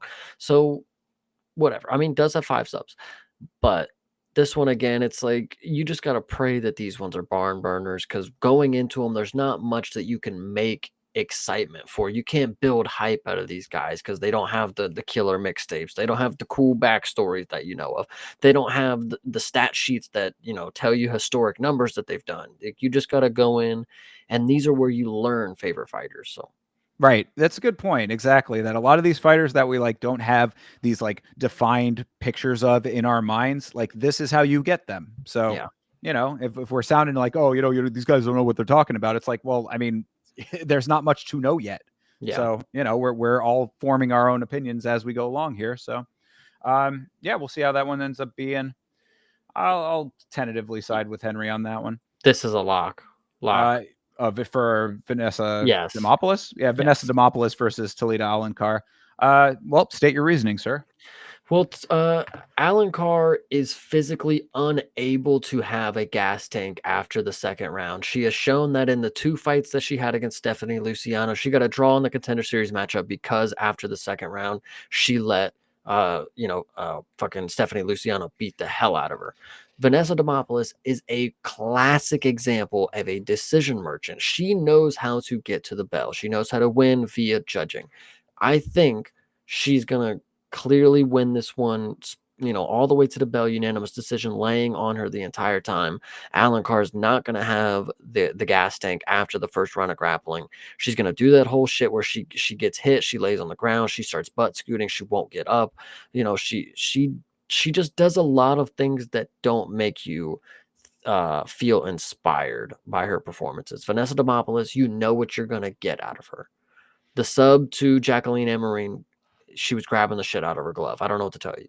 So this one here, I think this is one of the locks of the night. This should be the house lock for Hey, minus 105 lock house. I was going to say, I mean, it's a pick 'em on paper. So if that's, you're feeling as strongly about that, then go with your gut. Go with Chase Parton over here and give him shit next week if he is incorrect. That's what you got to do.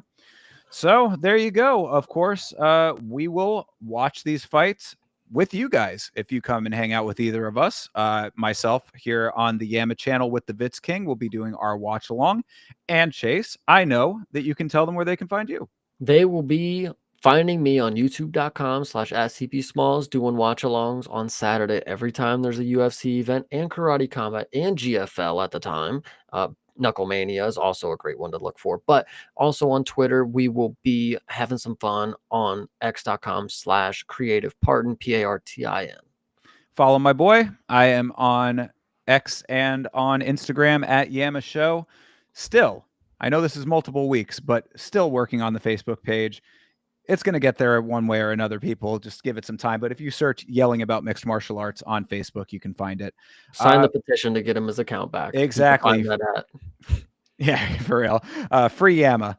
But like, follow, do all of that good stuff. Make sure you are subscribed to both of our channels, and we will catch up with you later in the week. New content coming out on Yama this week as well, so keep your eyes open. We'll catch up with you, everybody. Have a great rest of your week until we see you next time. And as always, fight on.